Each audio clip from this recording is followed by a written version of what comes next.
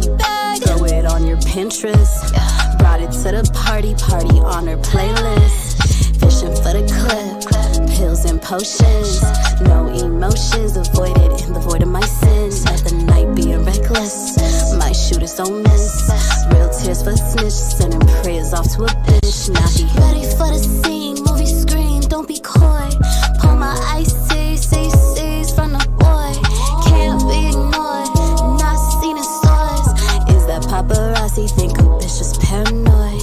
Keys to the Audi, bitches fucking in a Ford. I can't text you back, baby, your ass is real annoying. I can't text you back, baby, your ass is real annoying.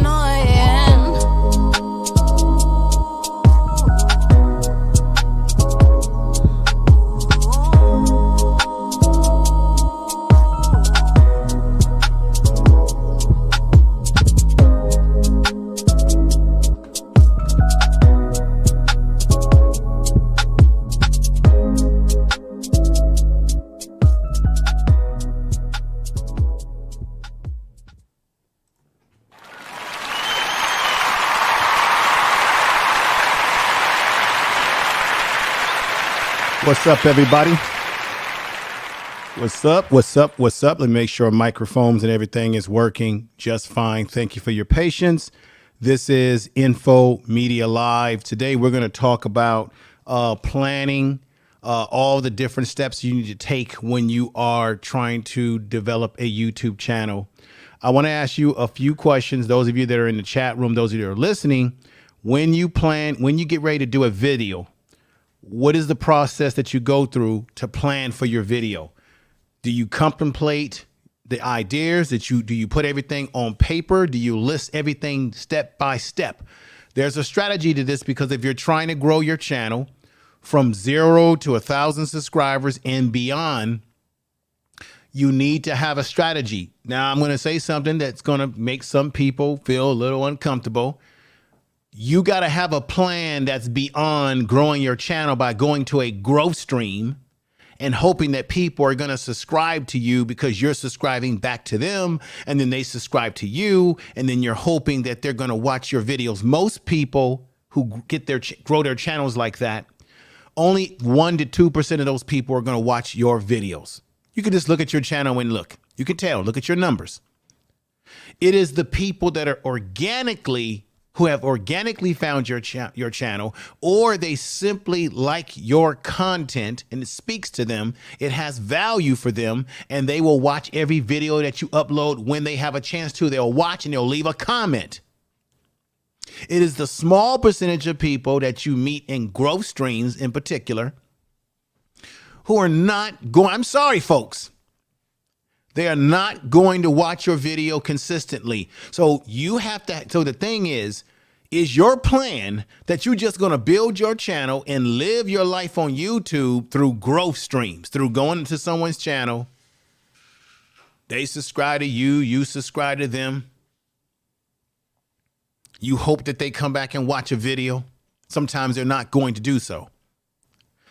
Is that your only recourse to build a channel when YouTube already tells you? If you go and you look at YouTube and you look at some of the best people that tell you how to grow a channel, like Roberto Blake, shout out to him, because I got some things that I want to talk to you about that I got to say he gave me inspiration to speak to this. You got to have another game plan. You know that you're already going to be on YouTube and you're going to go to different channels. And some people are going to subscribe to you. Some people are going to watch. Some people are not going to watch. But what's your other game plan to capture organic viewers? I've said on this channel, and many of the experts have said, that YouTube does serve your videos to over 700 people if you get 100 views. But those 700 people are not going to click on your video if you have A, not a proper thumbnail, B, a bad title, and then C, this is the other part we don't talk about. When they click into your video, how long do they stay? Do you have terrible audio quality? Do you have terrible visual quality? Or have you not even picked a niche? Have you not figured out what you want to do on YouTube? Or do you just want to be a person who has live streams where you simply tell people, drop a link and subscribe to this person. That gets boring after a while. YouTube is a platform for content creators, not just people sitting up there telling you, hit that link and hit that link. I'm sorry.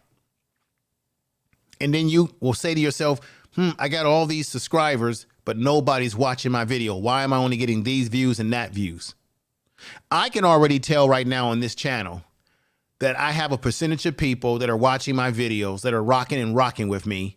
And then I can already tell that there's a percentage of people who probably have subscribed to this channel when I've been on a growth stream where someone says, okay, this person's going to subscribe to you, blah, blah, blah. I can tell who's what. I can tell that a lot of the percentage of those people are not watching. So once again, I would rather have quality support versus quantity support, because it doesn't make a difference if you got a lot of people that subscribe to your channel. You're not going to make a lot of money in AdSense because you need people to watch the damn videos, which is why YouTube themselves is encouraging people to try to grow the channel organically by presenting and niching. You need to come up and understand, what do you want to do? So when you talk about planning, that's the first step to this formula, to try to get 1,000 subscribers and get more subscribers beyond. Because a lot of people get happy because they got 1,000 subscribers or they got their first 100. And then after you got your 1,000 subscribers, some people just kind of sit back and kind of sort of get comfortable because I've made that first goal and I've got monetized. But you got to think about, what is your strategy to get the next 1,000? How many people in the chat room are thinking about what is your next strategy to get your next 1,000? And I'm not talking about by going to a growth stream. I'm talking about, what is your strategy to get your next 1,000 organically? See, this is the thing. The organic way of growing your YouTube channel means that you got to put in some work. And a lot of times people, some people, not all, do not want to put in the work necessary to build their channel, because to build your channel like that takes you a long period of time. For some, and for others, may not be. When I was listening to Roberto Blake just this week, and shout out to him, he said that there's millions of people on YouTube. There's only a small percentage of people who are actually going to get 100,000 subscribers. There's a small percentage of people, and it's a lot of times it's based on your content, what you're doing, how you're presenting yourself, if people really enjoy the content, if you're really giving them good production value. He said that Cutie Pie and Mr. Beast, he made over 100 or more videos, and he didn't have even 10,000 subscribers yet. Over 100 videos. I think he said it was over 200, about 300 videos, and he still didn't even get anywhere near 10,000 subscribers. And he didn't even get a lot of views on his video until he figured out and figured out a formula. That formula is planning. But in order to plan, you have to have, this is a word that you need to be very familiar with, ladies and gentlemen. You need to have the big idea. You need to come up with the big idea. So if you're worried about your time management, this is what they do in marketing or in business. You see this gentleman writing some things down, market risk ideas. You need to, if you're thinking about, well, I don't have time to put the time in, it's about managing your time. It's about looking at your calendar and figuring out what will work best for you. Penciling day 1, day 2, day 3, maybe day 4, looking at your calendar and saying, which day do I want to devote a lot of time to coming up with ideas? How many of you in the chat room by a show of putting a 1 in the chat room? Take your time at taking a pad and pencil and writing down various different ideas for YouTube videos in a particular niche that you are in. And what I mean by niche, are you a gaming channel? Are you a beauty channel? Are you a news channel? Political and social commentary channel? Are you a variety channel? Are you a comedy skit channel? What type of channel are you? How much time do you take writing and jotting down ideas each week or each day?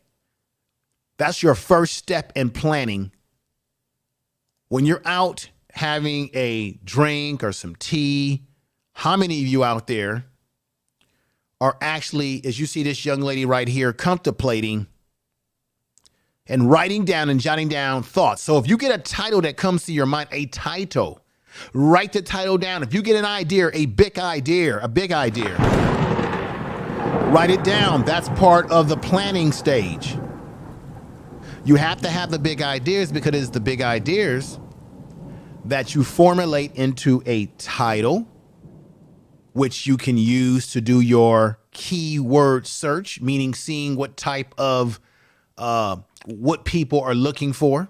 I've told you about using incognito, how incognito on YouTube, when you click into your incognito, you can put in some keyword search words. Like, for example, if you have a cooking channel and you put something in there related to a cooking channel, you see how many people are looking for that particular topic on that particular dinner, lunch, or whatever the particular meal that you want to focus on. You have to think about the audience. I think people are trying to do their own thing, and you're forgetting about, and I've said this before, that YouTube is driven by audience satisfaction. It is not driven by what you want. It's by you deciding what are the areas within YouTube that what people are looking for, what brings a smile to their face, what's going to keep them coming back to your channel. The reason why planning is so important each week of your YouTube, and guess what, folks? This is something that I have to work on too. You have to be able to balance work, family, and figure out when can you and what time do you have to devote to YouTube, right? We're all on a clock. We're all out here working. We're dealing with these high gas prices, even though they're kind of going down a little bit. Looks like they're going down. Maybe for some people, maybe other people around the country, it's not. We have to deal with the realities of inflation, family stresses, work stresses. So we need to figure out within this 24-hour time zone or clock that's been given to us by humans, when can we devote time to jotting down ideas for our YouTube channel? When can we devote time to planning our YouTube channel? When can we sit down at our desks and devote time to editing a video?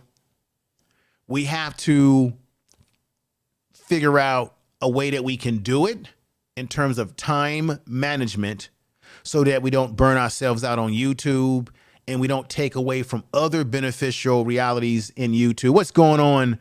Guy Nollywood Jr.'s coming in our house. We got Empress Queen's in the house. We got Erica. My sister Erica's in the house. We got Chocolate Drop is in the house. I appreciate all of you being here. Sister Winnie is in the house. Bless you. Simply Sarah's in the house. Bless you. Life Magical Journey. Bless you. Live to Travel with Wave. Thank you for coming over. I see you. I hope you all can hear me loud and clear. I've got that clock up because we're always against the clock every day of our life. So you can make YouTube easier for yourself when you take a pen and paper, and let's say you're on your lunch break or you have you have a little bit of time, keep a notepad with you. Have you ever had a situation where during the day when you're out and about and you have a great idea for YouTube, and then when you go home, you forget what that idea was for a great title or for a great topic? And you're saying to yourself, damn it, what was it that I was thinking? You should write this stuff down. You got a computer, you got a cell phone in your hand, and you can use cell phone apps to jot stuff down. And even if you download, YouTube has an app. I think it's a YouTube Studio app where you can save your ideas on the app. You can write these ideas down. So now you'll never forget them because you'll be able to store anything that's on your mind for another show. And you can begin planning this out. You can begin scripting how you want to present the information to your to the great folks out there that follow your channel. Excuse me. Now you know what the ideas are, and you can begin researching them and seeing if they're going to work or not. Okay. I'm going to go over an area called bulk content. And ladies and gentlemen, don't worry, because this is a live show today, not a premiere. So I may see if I can give a little time to people to come up on the panel and ask any type of questions that you may have today. The area of bulk content. What is bulk content? Bulk content is that if you are busy, why don't you, if you can, pick one day to produce a large number of content. So let's say you're free on a Saturday, or you happen to be free on a Friday and you've got the time, of course. And let's say you make a goal for yourself. And that goal is, I'm going to create 5 pieces of content. We're talking about pre-produced content, edited content that you can create. You want to make 5 pieces of content in one day. And those videos don't have to be 30 minutes. They can be, as I told you before, they can be between 9 and 12-minute content, because that will get you between 30 to 50% retention rate on your video. So you might want to create bulk content within one day. And now you can upload that piece of content, either upload it or you can premiere it as a premiere video, which I would suggest you do. And now you don't have to stress out about you can now focus on other parts of your content creation that you haven't been able to get to because you created a bulk of content. And if you get into the habit of doing this every week, where you pick a day that you're free completely to set in front of your camera, your webcam, whatever you're using, and then you can simply just crank out 3, 4, 5 pieces of content. And then now you can schedule it out over a period of time. You put the stickies on the wall. You come up with some ideas. You say, what do I want to do next? What area do I want to touch on next? You write this stuff down. You plan it out. These ideas need to be planned out at all time. Put that sticky on the wall. And now you have all these ideas that you can come to and say, next time I want to do this particular content. I want to be, and you can have your content be a follow-up from the other content, step by step. Okay. Because it's all about the great idea.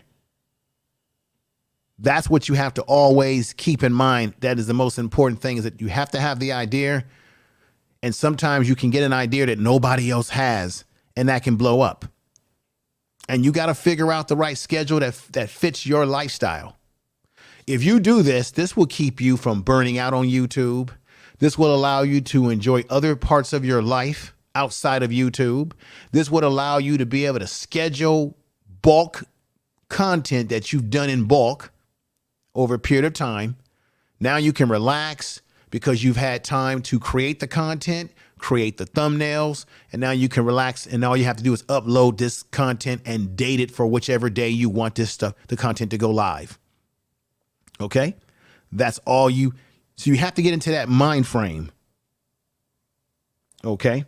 Very important to get into that mind frame. And as they have told you on YouTube and on these YouTube streets, it is about being consistent. So if you go live on a Saturday, every Saturday or every Sunday, every Tuesday or every morning, whenever you go live on these YouTube streets, you want to be consistent that you do it every week, or if you drop content every two times a week, one time, it doesn't matter, as long as you're uploading content. Your channel can't go anywhere. You got to upload content. And I'm pleading with people. You want to upload content that people are looking for, or people are going to enjoy, in order to grow your channel over time. Your channel is going to have ups and downs. It's going to have peaks and valleys. So you're going to have to be able to ride out the peaks and valleys. There's going to be times when some videos get a lot of views, some videos don't get much views, and you're going to be like, oh my God, what's happening? I want to tell you all something. And I thank you, that those of you that are coming around. We've got Sir Hale, Speaks Network, a good brother there. Appreciate you being here, my brother. Great channel. You can check him out. He gets into heavy commentary. You got Tory Brain Games has changed. He has rebranded his name. It was Talk with Tory, but now it's Tory Brain Games. That is very important. He has just rebranded his channel, but that absolutely tells people exactly what his channel is about. Talk with Tory was good, but it doesn't really tell you what his channel is about. You know that he's going to talk, but what are you going to talk about, Brother Tory? Well, he's just rebranded himself and he put Talk Tory Brain Games. Now you get an idea when you get that name as part of his branding, and you know exactly what you're in for. I'm telling you, you really need to bulk your content. And everything that I'm telling you, I'm implementing myself and going to implement, because I'm looking at myself as a content creator and saying, what can I do better? What am I failing to do? And what I realize is that I need to continue and get into the habit of bulking my content. I need to pick a day and I say, this is YouTube content creation day. Let me get into the laboratory. I'm going to make 5 pieces of content in one day, 5 pieces of content. And then with those 5 pieces of content, you can in a relaxing manner, you can edit that content. You can make some edit changes, spice it up here and there, but at least you have the confidence that you got 5 pieces of content to go. You can drop 1 a week, 2 of these contents a week, but you always have that one day to bulk up your content. I'm pushing that heavy because it really works. It works for your time management. If you got family, now you're not scrambling to make your content, because all of a sudden when you scramble, the content can come out sloppy because you now had this one day to concentrate. I would implore you, no matter where you are in the time zone, get up early in the morning if you have that time. Get up early. So now you're up early in the morning and you're now preparing all this content. I'm saying get up early so that you can still have some time in the rest of the day to relax. But if you get up early and produce this content in bulk, that's another way to give yourself great time management for the rest of the day, the time in your life. Let me give you another tip, and this comes by way of Roberto Blake. That's my brother. He said one of the things that people do that he doesn't understand that they do that is a big mistake is that I want you all to look in your analytics, and I want you to look at all the videos that get you the highest views. Look at your videos in your analytical studio and really study the videos that got you the most views. The videos that got you the most views clearly will tell you what people are looking for, what they like the most. Sometimes the videos that you got lower views on is because the audience on your channel, although they may like it, not all of them love it. Some may like it, but they may not love it. People watch a lot of the videos and give you high views when they love it. So that means it's not only the people that are subscribed to your channel, but you want to create content for people on the platform who have yet to subscribe to your channel. They discover your channel, they see the title, they see the thumbnail, and they say, wow, let me click that, let me check this out. And the reality is that you're going to get a percentage of people who discover your channel this way, who are going to subscribe. And then you're going to get a percentage that's not going to subscribe, because these are people who are just casual YouTube video watchers. These are just people who watch videos on YouTube, but they're not really invested in any particular YouTube channel. They just like the variety of looking at whatever catches their eyes at the time. Roberto Blake said, and I quote him, or I'm inspired by him, that you need to look at your most viewed videos, and that gives you an insight into what people really, really like. And maybe you need to make more of that type of video. And he says this, and I agree with him because I've done it myself. You need to promote the hell out of the videos that got you the most views and the most click-through rates and the most retention. So if those videos, once those videos got views and you're excited, and you're like, okay, the video got all the views it's going to get. No, keep promoting that damn video. Even though you're on to the next video that you're producing in production, the videos that get you the most, that have gotten you the most views, you want to continue to promote those videos and see if you can emulate what you did in that video to create one that's similar to that video, if not the same, but maybe with a different twist on the subject matter. So you want to break the subject matter into different subcategories out of that subject matter. So the one video I did on this channel was when's the best time to publish YouTube videos. This is part of the planning process. And I mentioned in that video, and I want you all to go back to that video, it got high views. You need to utilize, if you can, the YouTube studio, the publishing part of the studio where you go into audience. I've showed you this before. Let me put this back up here like so. This is part of how you go about your planning. YouTube already gives us tools, as I had said before in that previous video, to understand our audience. Is our audience in the East Coast, or is our audience in the West Coast?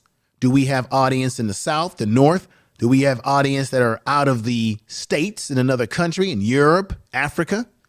So this audience, you click into audience and it brings this up when your viewers are on YouTube, as I had said in that video, earlier video, the best time to publish. You want to look at this because this gives you some insight into when the majority of your audience are on YouTube to watch your videos, by how many. It'll say very many people are on YouTube that watch your videos. Many people, or very low amount of people, are on YouTube to watch your videos at this time. For this right here, it says Tuesday, 12 p.m. Very many of your viewers are on YouTube. That's the time you want to take advantage to publish. You plan this. This is part of planning. Planning is part of scheduling. Planning is part of having the idea. Planning is part of coming up with a great title. Planning is part of coming up with a great thumbnail that reflects the title, and title reflects the thumbnail. Tell the truth. So this is part. And so when I did that video, it got a lot of views. So really what I should be doing, ladies and gentlemen, because the same advice that I'm giving you is the same advice that I'm going to follow too. What I need to do is figure out how to make another video about publishing on YouTube, but from a different twist and point of view, right? So that video, obviously people were feeling that video. So it tells me that people enjoy learning and wanting to know more about what is the best time for me to publish my videos. People are hungry for that. Why? Because people want people to watch their videos and give them retention rate, which is what YouTube really wants you to do any damn way.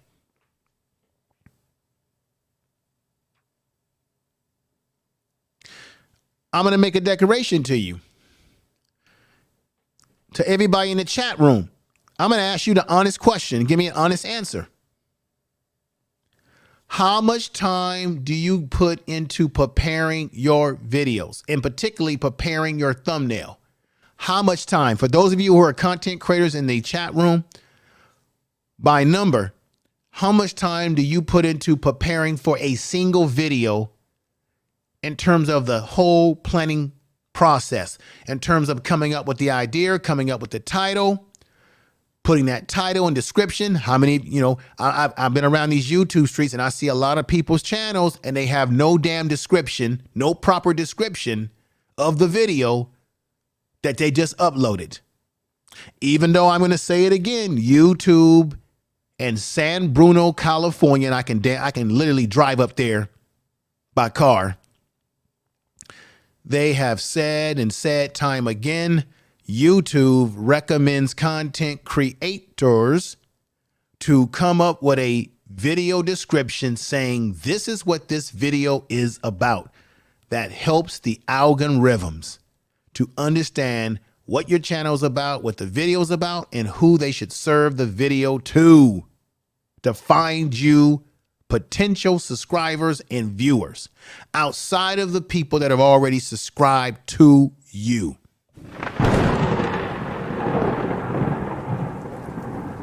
So we got, let me look in here and see what people are saying.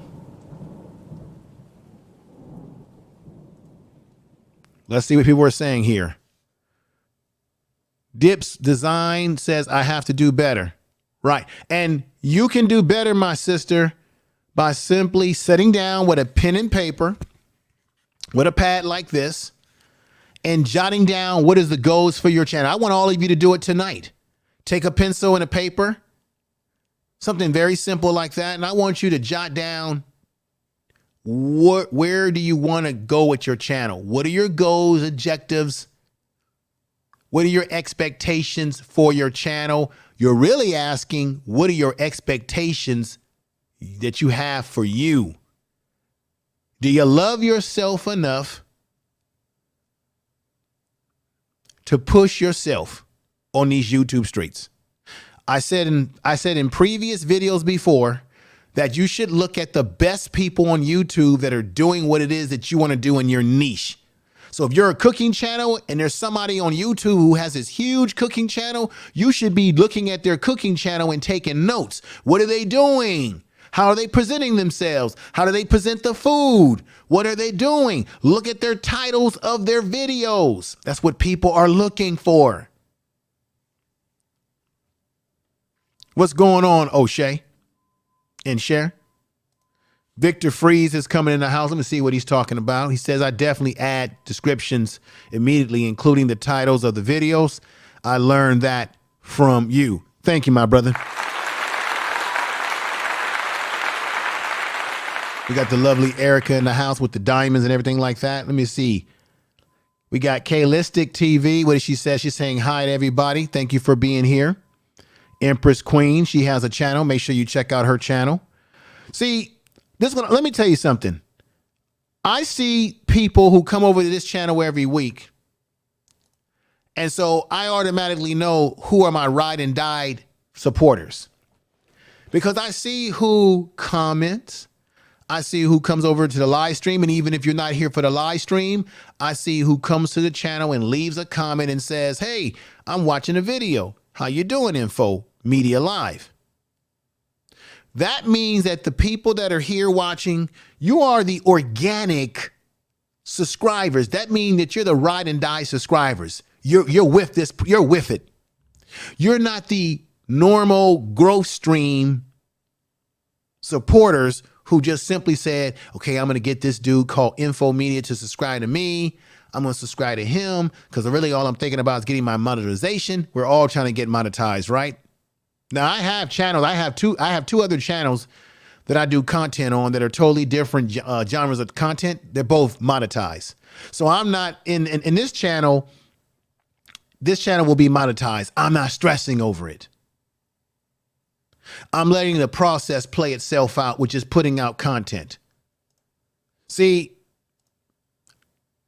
Tory Brains Game, you did a great job rebranding your channel because people look at that name and they know exactly what they are expecting to get.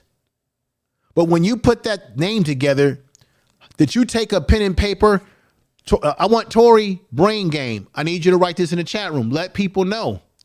How much preparation do you go into preparing for your show? Do you take a pad and pencil? Do you write down your goals for the video? Your goals for the next video, the follow-up video? How much time do you put in? And this is not about you taking up your whole life and devoting it to YouTube. As I said before, you could choose one day to devote all your time, not even just a whole day, but you can devote 3 to 4 hours, 2 hours, 1 hour a day to just think about everything YouTube and jot it down on paper so that you can formulate the plan to where you want that action to go. Let's see. We've got Sister saying, yes, sir, 100%. We got Life Magical Journey. I want Sister Life Magical Journey. I want you to put in the chat room, if you can, how much time do you honestly put into preparing your content? Or how much time do you put into writing things down first before you ever turn on your camera, on your computer or your cell phone, whatever you use, before you go live? I want everybody to think about this. We got Nappy Yankee. Nappy Yankee says, I always good info from Information Man. Believe it or not, I'm in the process of doing that now. So Nappy Yankee is another brother that I follow. Great channel. Y'all need to check him out. Great commentary. He's rebranding his channel. And Nappy Yankee, I need to talk to you personally because There are some things that I know that you can do, and we got Identity Withheld that's in the chat room. Shout out to him. There are some things that you can do that I think is going to really not only improve your content, but improve your reach of your content. So when it comes to when it comes to promotions, and I agree with Roberto Blake on this, you put more time. This is the thing that people don't want to deal with. You actually want to put more time into promoting, believe it or not. You want to put more time into promoting your content than you did preparing your content. Meaning after you prepared your content, are you a great promoter? You should be identifying what audience is that content best suited for. And so Nappy Yankee and those of you who in the other part of YouTube that I'm a part of where we do social commentary, there are various websites that I use, free websites, where the audience that we are focused on is over there, Nappy Yankee, where you need to drop your content in those particular sites that have the audience that is looking for the content that you're doing. And we'll be talking about that. That goes for everybody. You want to find an audience that is looking for the content that you ultimately are creating. You need to find that audience, whether it be Facebook groups, groups where there's groups where they're looking for that type of content. If you have a traditional channel where you're doing, like, for example, this particular content right now, I uploaded to LinkedIn. I've got about a couple of thousand folks following me over on LinkedIn. So this content is appropriate for LinkedIn. There's certain content, you got to think about that. What content is appropriate for certain sites versus other sites? This content is more appropriate for my LinkedIn account. So I'm going to upload this all the time when I go live on LinkedIn. How often have you taken the time to utilize YouTube stories before you go live, where you tell people, I'm going live in a few minutes. I want y'all to check this out. How often have you taken the time, Nappy Yankee? I'm not just talking about Nappy Yankee because that's my brother, but anybody out there, Identity Withheld, anybody in the chat room. How often have you taken the time to do a Instagram? Don't do Instagram posts, do reels, because the reels last longer.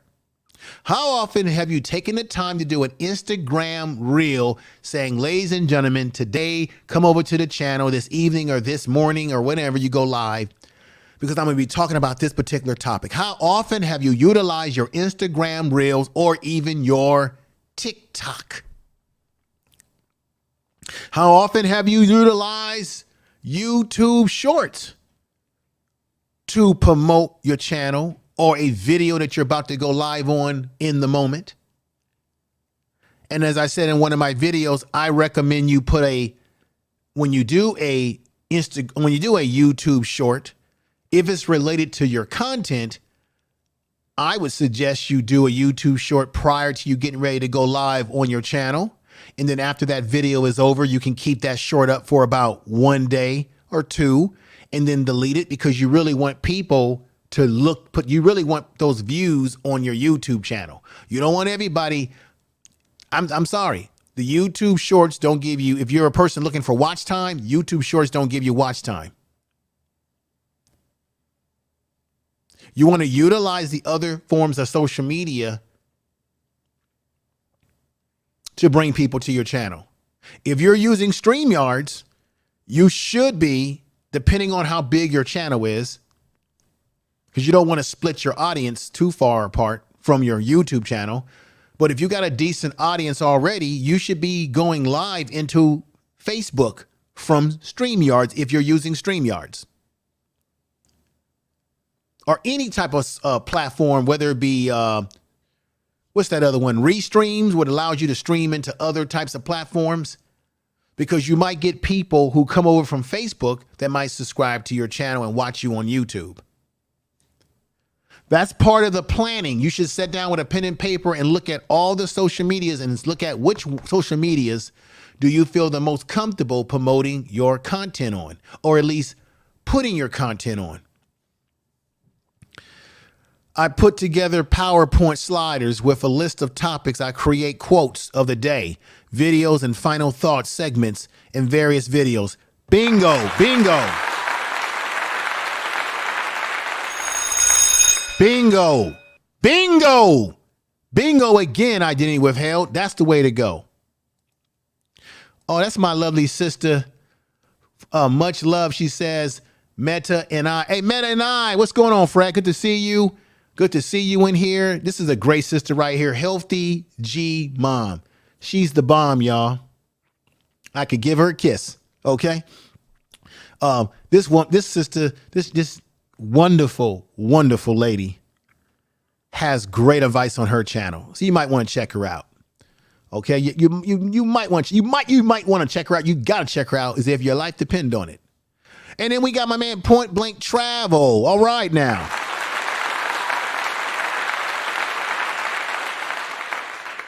And Glory, now this sister has to tell the truth. Thank you. Tell the truth.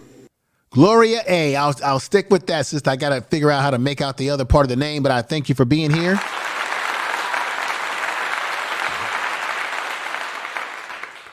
Tallest one, I believe, is here. Thank you. I hope I'm saying that correct. He says shorts encourage in cars. Yeah. Thank you. YouTube, and I'm thank you for saying what you just said. Tallest one. I appreciate this. YouTube allows you to put cards where when you're speaking, you got those little cards that run across the side that will pop up that will remind people, hey, you can go check out another video. At the end of your videos, and Nappy Yankee, if you're out there, any of you are out there, I think I'm going to do a tutorial to show people at the end of your video how to put 3 and 4 or whatever amount of videos that you want people to click into. So you know how you see it on my channel, you've seen it on many other channels. When the video ends, you see 3 or 4 videos that pop up with a little logo of your channel. And those videos, anybody can click into those videos and watch another one of your videos. So if you're not sure about how to create those type of in-screen promotions at the end of your video, I'll show you how to do that. So I've been doing week-to-week videos, but I'm going to get back to dropping 2 videos a week. I got to utilize the schedule, as I'm telling you, and utilize it myself and drop 2 videos a week. And the video that I'll drop during the week will be a short video, so it gets right to the point. Who else do we have here? I really appreciate you all coming over today. Really appreciate that. Let me see what we have here. We got John Poe is in the house. What is he saying? He says, hi, all. Okay, Nappy Yankee is dropping a link. Now, do I have, let me see something here. Did I ever, Nappy Yankee, who has a mod up? Let me see if I have anybody who's not modded up that should be modded up on this channel. Simply Sarah. Everybody looks great in the chat room today. It's gotta be done is in the house. Thank you, my sister. We got Moby, M-O-B-B. Thank you for coming over, saying TubeBuddy helps a lot. Yes, I use TubeBuddy. TubeBuddy will help you generate proper tags. TubeBuddy will help you with proper search for your videos in terms of keyword search. It will rank the titles that you come up with to let you know this is a great title. A title needs a little bit of tweaking, things of that nature. We got Retro Arcade that's in the house here. Welcome. Retro Arcade Music Man. Thank you. Just so you know, this channel has an international audience, different from most of my other channels. We have a because the content is international. So we'd have a lot of different people from all over the world that have subscribed to this channel. And the people who, and like I said before, you're going to have that percentage of people who are really rocking with your channel and watching the content. And then you're going to have that percentage of people who are not watching the content. That's the downfall to just building your channel only off of growth streams. You must build your channel organically and use growth streams if you are, because I'm really, I've got videos about it. I've given you my opinions about it. You have growth streams where you might get a percentage of successful subscribership that's going to stick with your channel, but organic is the way to go, 110%. Now we've got my man Keith in the house. Let me give him a clap. Saying good stream. Good, thank you, thank you, thank you. I really appreciate you. We got, I appreciate you, brother Keith Jenkins. Thank you for all your support, good brother. And now we've got, and if anybody, and I'm not one of these people who likes to push this whole thing about, you better give me some money, but what I do, I'm a very quiet guy about it. I just simply put my super chat. Well, this channel's not monetized yet, but I simply put my Cash App in there. That's all I'm going to do. And then I'm going to just simply pin it to the top. And that's it. And people do whatever they want to do. No pressure, no nothing. If you're getting value from the content, you want to support the channel, that's great. If you're supporting the channel by simply being here and viewing the channel and sharing this video, this is great. I love it. We've got Office is in the house. The sister Office is here. Thank you. I hope I'm saying that correct. She says, hey, brother, Point Blank Travel. Official, not Office, Official. Sister Official's in the house. Miss Fugo is here. I hope I got these names correct. As you already know, I'm bad with names. And we have someone that I have to give the most esteem, and this is Keisha Comedy Set. She's going to make you laugh, going to make you cry. Sister is on point. Check out her channel. That's what I do. I just tell people to check people's channels out, give them love. Because, and my thing is, you support the channels because you know you're going to, I rather promote channels based on the fact that you go over there. If you like the content, you subscribe. The reason why I like that better, because I'd rather have a person who subscribe because they like the content, which means they're going to watch another video. We got Trey Weezy in the house. Thank you. Now, another thing. This brother has been very supportive of the channel. I need you all to definitely subscribe to his channel ASAP. Tell the truth. ASAP. When you get a chance, write people's names down and come back to it. We've got Lifestyle, and this is a sister that I got to get back over to her channel. Let me see something right here. I got to get back to her channel as well. And let me pop her on here, and there we go. Hello, how are you? Lifestyle by Shirley. Girl, look, I'm doing fine. I thank you for coming over. I want everybody to definitely check her, ladies, especially the ladies out there, because she has a channel that definitely speaks to the ladies. Check out her channel. Give her support. That's what I do. Give her support, and you can do this. You can write everybody's names down at your own leisure. And then you can go back to their channel and subscribe to them and just say, hey, I saw you over at Info's channel. I'm glad to be here. Boom. And then you can wait a 48-hour period to respond back, because you know YouTube, and I said this before, they see this back and forth subbing very quickly as spam, and then they'll start removing people.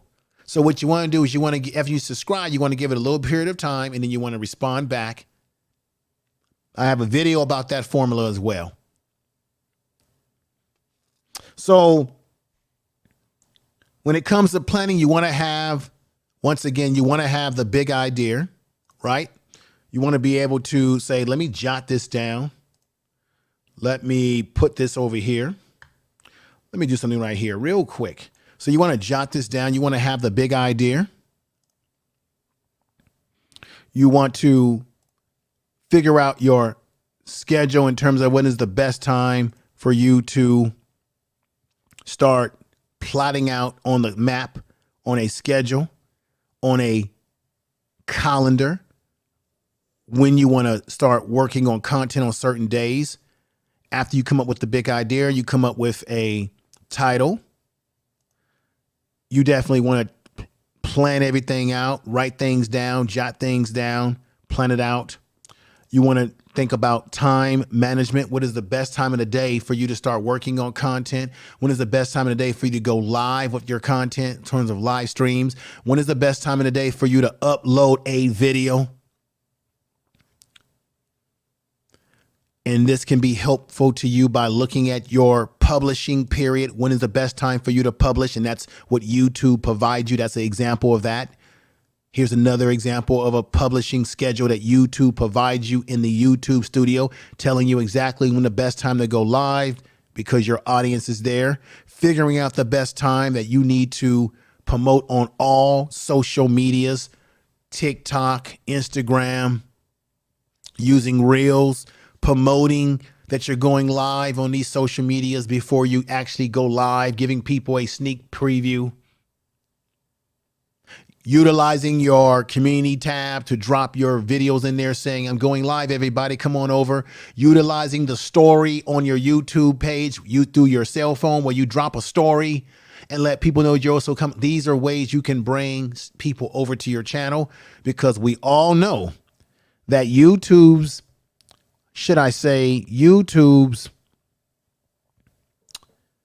notifications are not that good. Not that good at all. I hope you're getting value from this. I am going to open this up to a panel. If anybody wants to come upstairs and ask me any questions, I'm very open to having a panel. But I got something very special for you. This is really going to be special, what you're about to see. Ladies and gentlemen, every time I go live, I like to bring you all value. I want you to walk away saying that, hey, when we go over to the Info Media Live channel, he's talking to us, but we also are going to get something in return that we can take back to our channel and start making it work right now.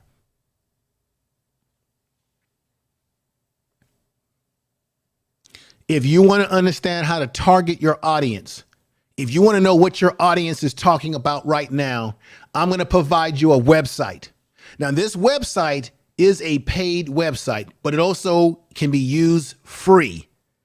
Every day, you get 3 shots to come up with some type of topic or word that you're curious about as it relates to your social media.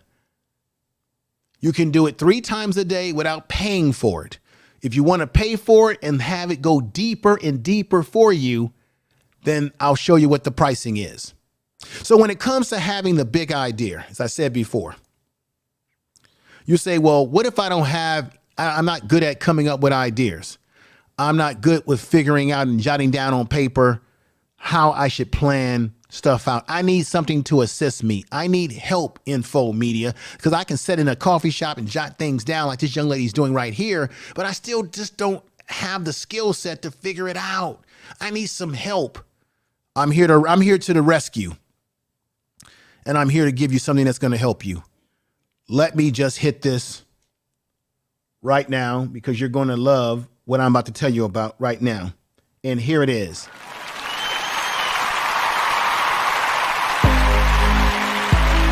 Answer the public. Answer the public. Tell the truth. Information is power.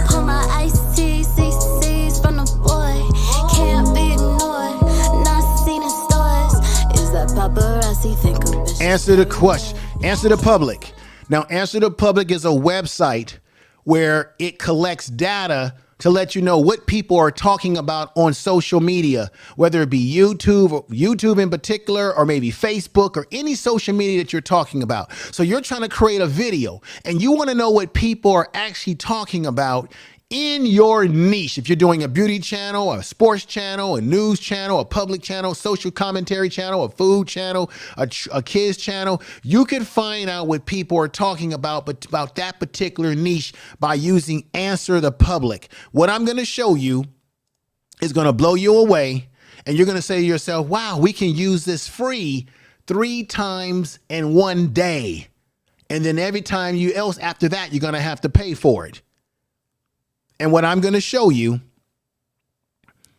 and let me just go ahead and give it to you right now. Let me explain this to you, ladies and gentlemen. Here it comes.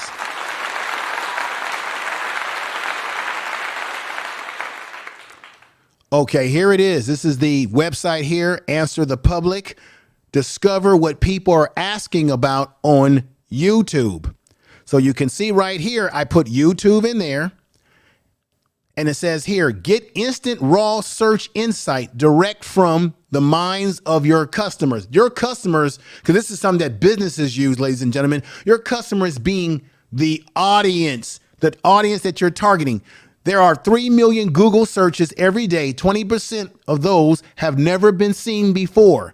Like a direct line to the customer thoughts. So this site is letting you know when I put YouTube in there, boom, it pops this up. It's letting me know when I put YouTube in there what people are thinking about when it comes to YouTube. So if I say how YouTube pays you, what YouTube has the most views, what YouTube category should I use, this site is going to give you some information based on who, and why, and what people are looking for on this platform called YouTube. So right here it says YouTube. This is the price. If you pay for this, it's $99 a month. Annual, $79. It's going to scroll up in just a moment there, ladies and gentlemen. So there you go. Plan for freelance agencies. There you have it. There you have it, ladies and gentlemen. So that's 80 questions that has just been put on here for YouTube. I can use this to have an idea of what people are asking about in my particular niche, and that's YouTube strategies, YouTube advice. And when you bring this site up, it has this goofy little guy on here. It's real funny like. So that's what it is, ladies and gentlemen. Let me give you a closer look at this right now, folks.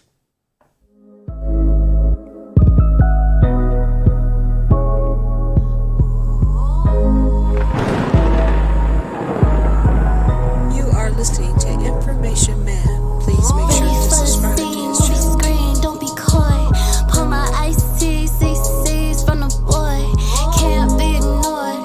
Not seen in stores. Is that paparazzi? Think a bitch is paranoid.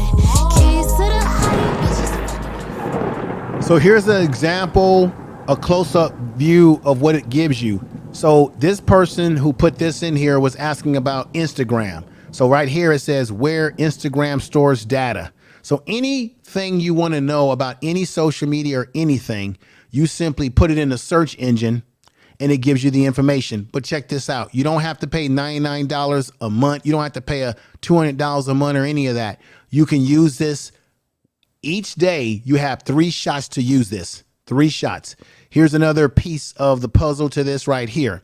So right here, someone put in there like, dress like, right? Dress like, let me see here. Dress Middleton, dress like Sumnit James, dress like. So this person put in there, dress like Kim Kardashian. So if this person put in there to dress like, and it comes up with all these different categories and titles of what people are talking about. So you can take these thoughts that real people are talking about on social media, and you can create a YouTube title, keyword search title out of, and what have you. So I hope that's great value that you're getting, that you have a site like this. I'm going to put this back on the screen right now. There it is. Discover what people are asking about on YouTube. It's called Answer the Public. Let me give you a bigger look at the logo right here. Answer the Public.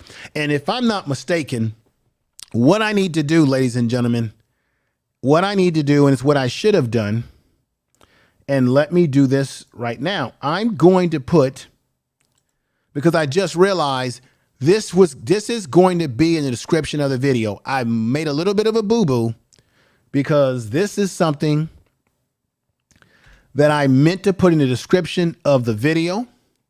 But what I'm going to do is that I'm going to put it in the description of the video, and I'm going to drop it in the chat room right now for you so that you can eventually go over and utilize it. Now, as I said, they will charge you for this if you want to use it and go deeper. If you pay a fee for this, it's going to take you deeper and deeper into coming up with what people are really talking about, which can benefit your channel.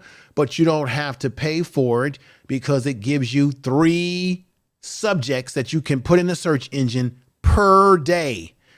You don't have to pay for it. If all I'm going to look at is information on YouTube, I can do that every day. I don't have to pay for it. You see what I'm saying? So what I'm going to do right now, while you hear a little bit of music, is that I'm going to put this in the description of this video just real quick. Hang on.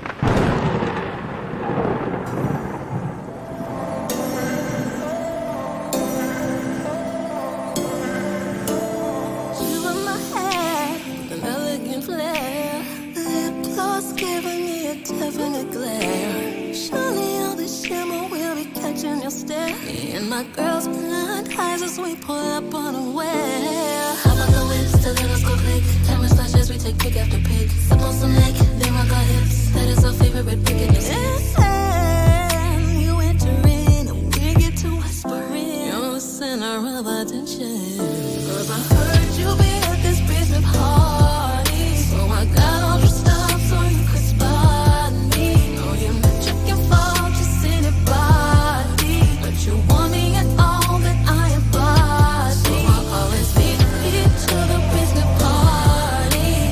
Got all dressed up so you could spot me. Know you're not checking for just anybody. You want me and everything that I embody. Just subdue. Ain't just my dress that's making an impression on you. My aura is infectious and it's effortless to you. In my discretion, we can leave and get into something new. Somewhere in town, we can hide out. Looking for someone that's less of a crowd. Just say the word, baby, I'm down. Baby, I'm down to do whatever you wanna do. Cause I'm so into you. Affirmations coming true. Cause I heard you be at this basement party. So I got all dressed up so you could spot me. Know you're not checking for just anybody, but you want me and all that I embody. So I'll always be here to the basement party. Got all dressed up so you could spot me. Know you're not checking for just anybody, want me and everything that I embody. Dim lights, show it all nice. Let's take this far at your place on mine. Don't keep it late, waiting outside. Make up your mind. No hesitating, that would be devastating. I've been pontificating. Then you gon' come and get yours, well that's just I heard you be at this basement party. So I got all dressed up so you could spot me. You're checking for just anybody. All right, everybody. What I want to do now is I'm going to drop a link in the chat room. Thank you for your patience there. Just so you know, Answer the Public, the link is now in the description of this video. So you all will be able to click into the description of this video and you can be able to click into the link, go to that site. I'm going to say it again. The site does have a paid version. It's very expensive, but they have been gracious enough to give you the ability to put in words, things that you're curious about on YouTube within your niche that you want to get some insight into creating your titles and ideas for as part of your planning. They will let you do this 3 times per day. When you go over 3 times, you won't be able to get into it until the next day. Okay. So that's Answering the Public. Great site, great value. I hope you're getting value out of this video so far. If you are, please put a 1 in the chat room. Please put a 1 in the chat room if you are getting value out of the video. I appreciate that. Let me put a link in the chat room and see if anybody has any questions they want to ask me. I think that site is very valuable. I have some other sites that I'm going to tell you guys about, but you got to come back and watch a video. I'm not going to give you all of it because you got to come back and watch a video. I've got some other sites I'm going to be introducing to you that's going to actually add to your channel development as well. Okay. Lots of goodies coming down the pipeline, but that particular site is a great site to give you another tool to give you some insight. For example, Talk with Tori has a channel where he's doing brain games. I bet you Talk with Tori, if you go in there and you put something related to your niche, you're going to find out what people are looking for in that particular niche that you're doing that could help you come up with some other titles and some other ideas for your channel. It's going to be very helpful, very productive for you.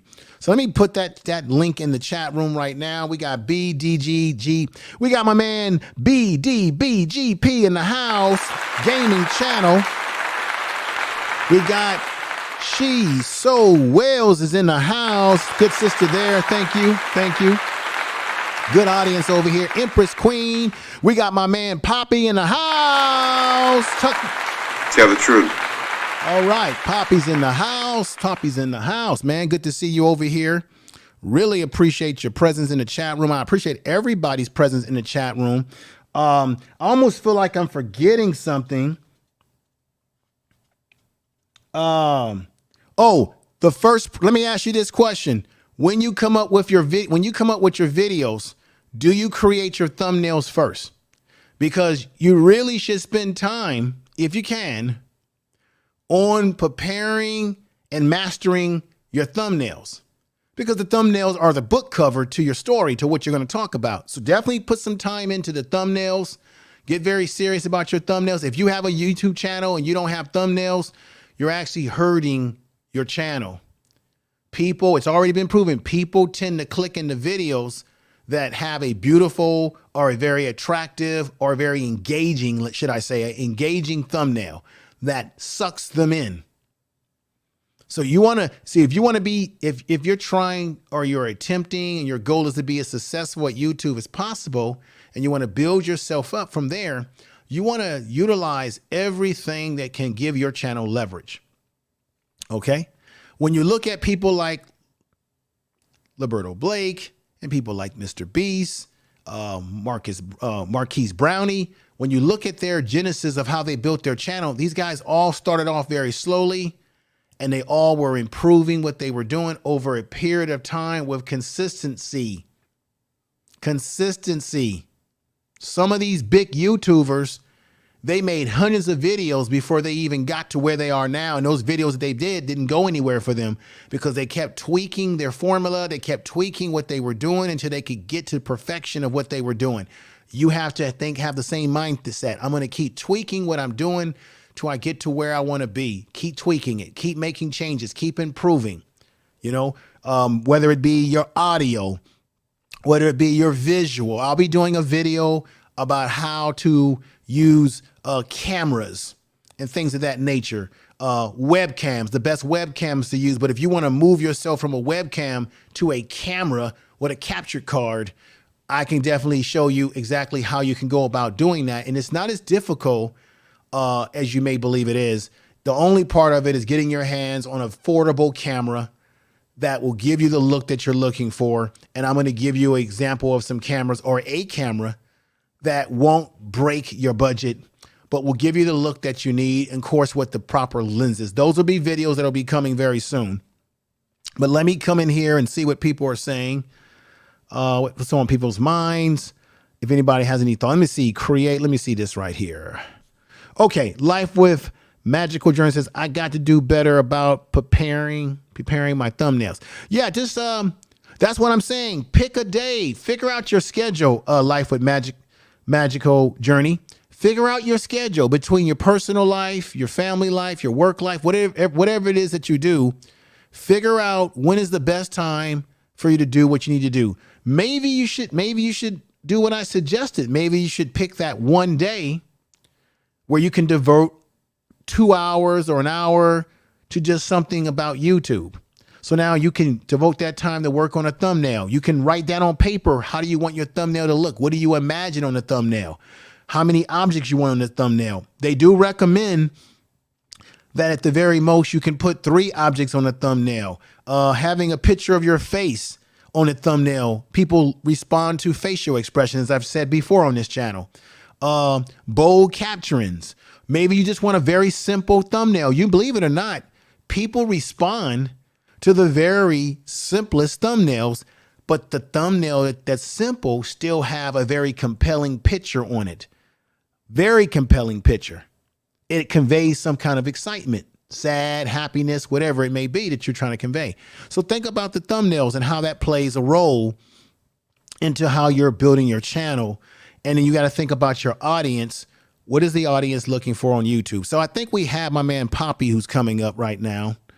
and I'm going to bring him up in just a moment. Let me make sure that I want to make sure I have something set up here properly the way I want it. So let me bring Poppy up right now, see what he's saying, how he's feeling, and all that good stuff. And welcome to the channel, brother. How you doing? Yeah, I'm doing good. How you doing, my man? I'm doing fine, man. Just trying to get some information out here to the good folks. And what's on your mind, brother? I appreciate you coming up, man, and on all your support, man. You've been supporting me heavily. I really appreciate that. Hey, man, let me come over here and give you your flowers first. You know, Thank you. like you always got 8-1 kind of product to offer to the people, bro. So I appreciate that, man. I It means a lot to me. We appreciate all the free work that you do for us, man. You know, hopefully some people use the information for the right things. I want to ask you, like, what how often I can kind of, like, I don't know if you answer this question, but how often, like, for example, I got a channel, right? Yes, sir. And I just barely started. Like, I got 6 months, maybe 7 months. I only got like 600 and something subscribers, close to 700.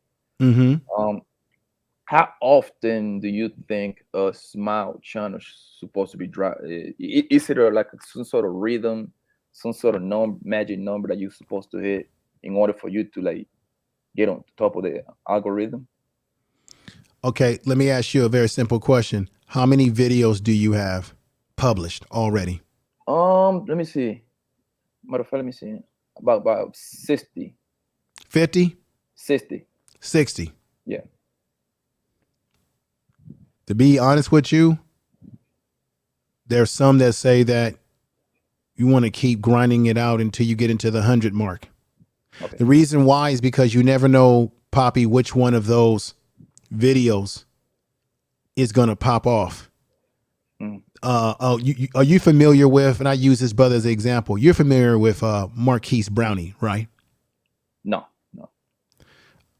Marquise is a brother on YouTube who has a massive YouTube channel where he gives you tech talk, tech gear. So he's on there telling you the latest cell phones, latest computers, what's the best products for you to buy, right? He's got a huge facility in, I think, New Jersey, where he lives. He's got a huge channel.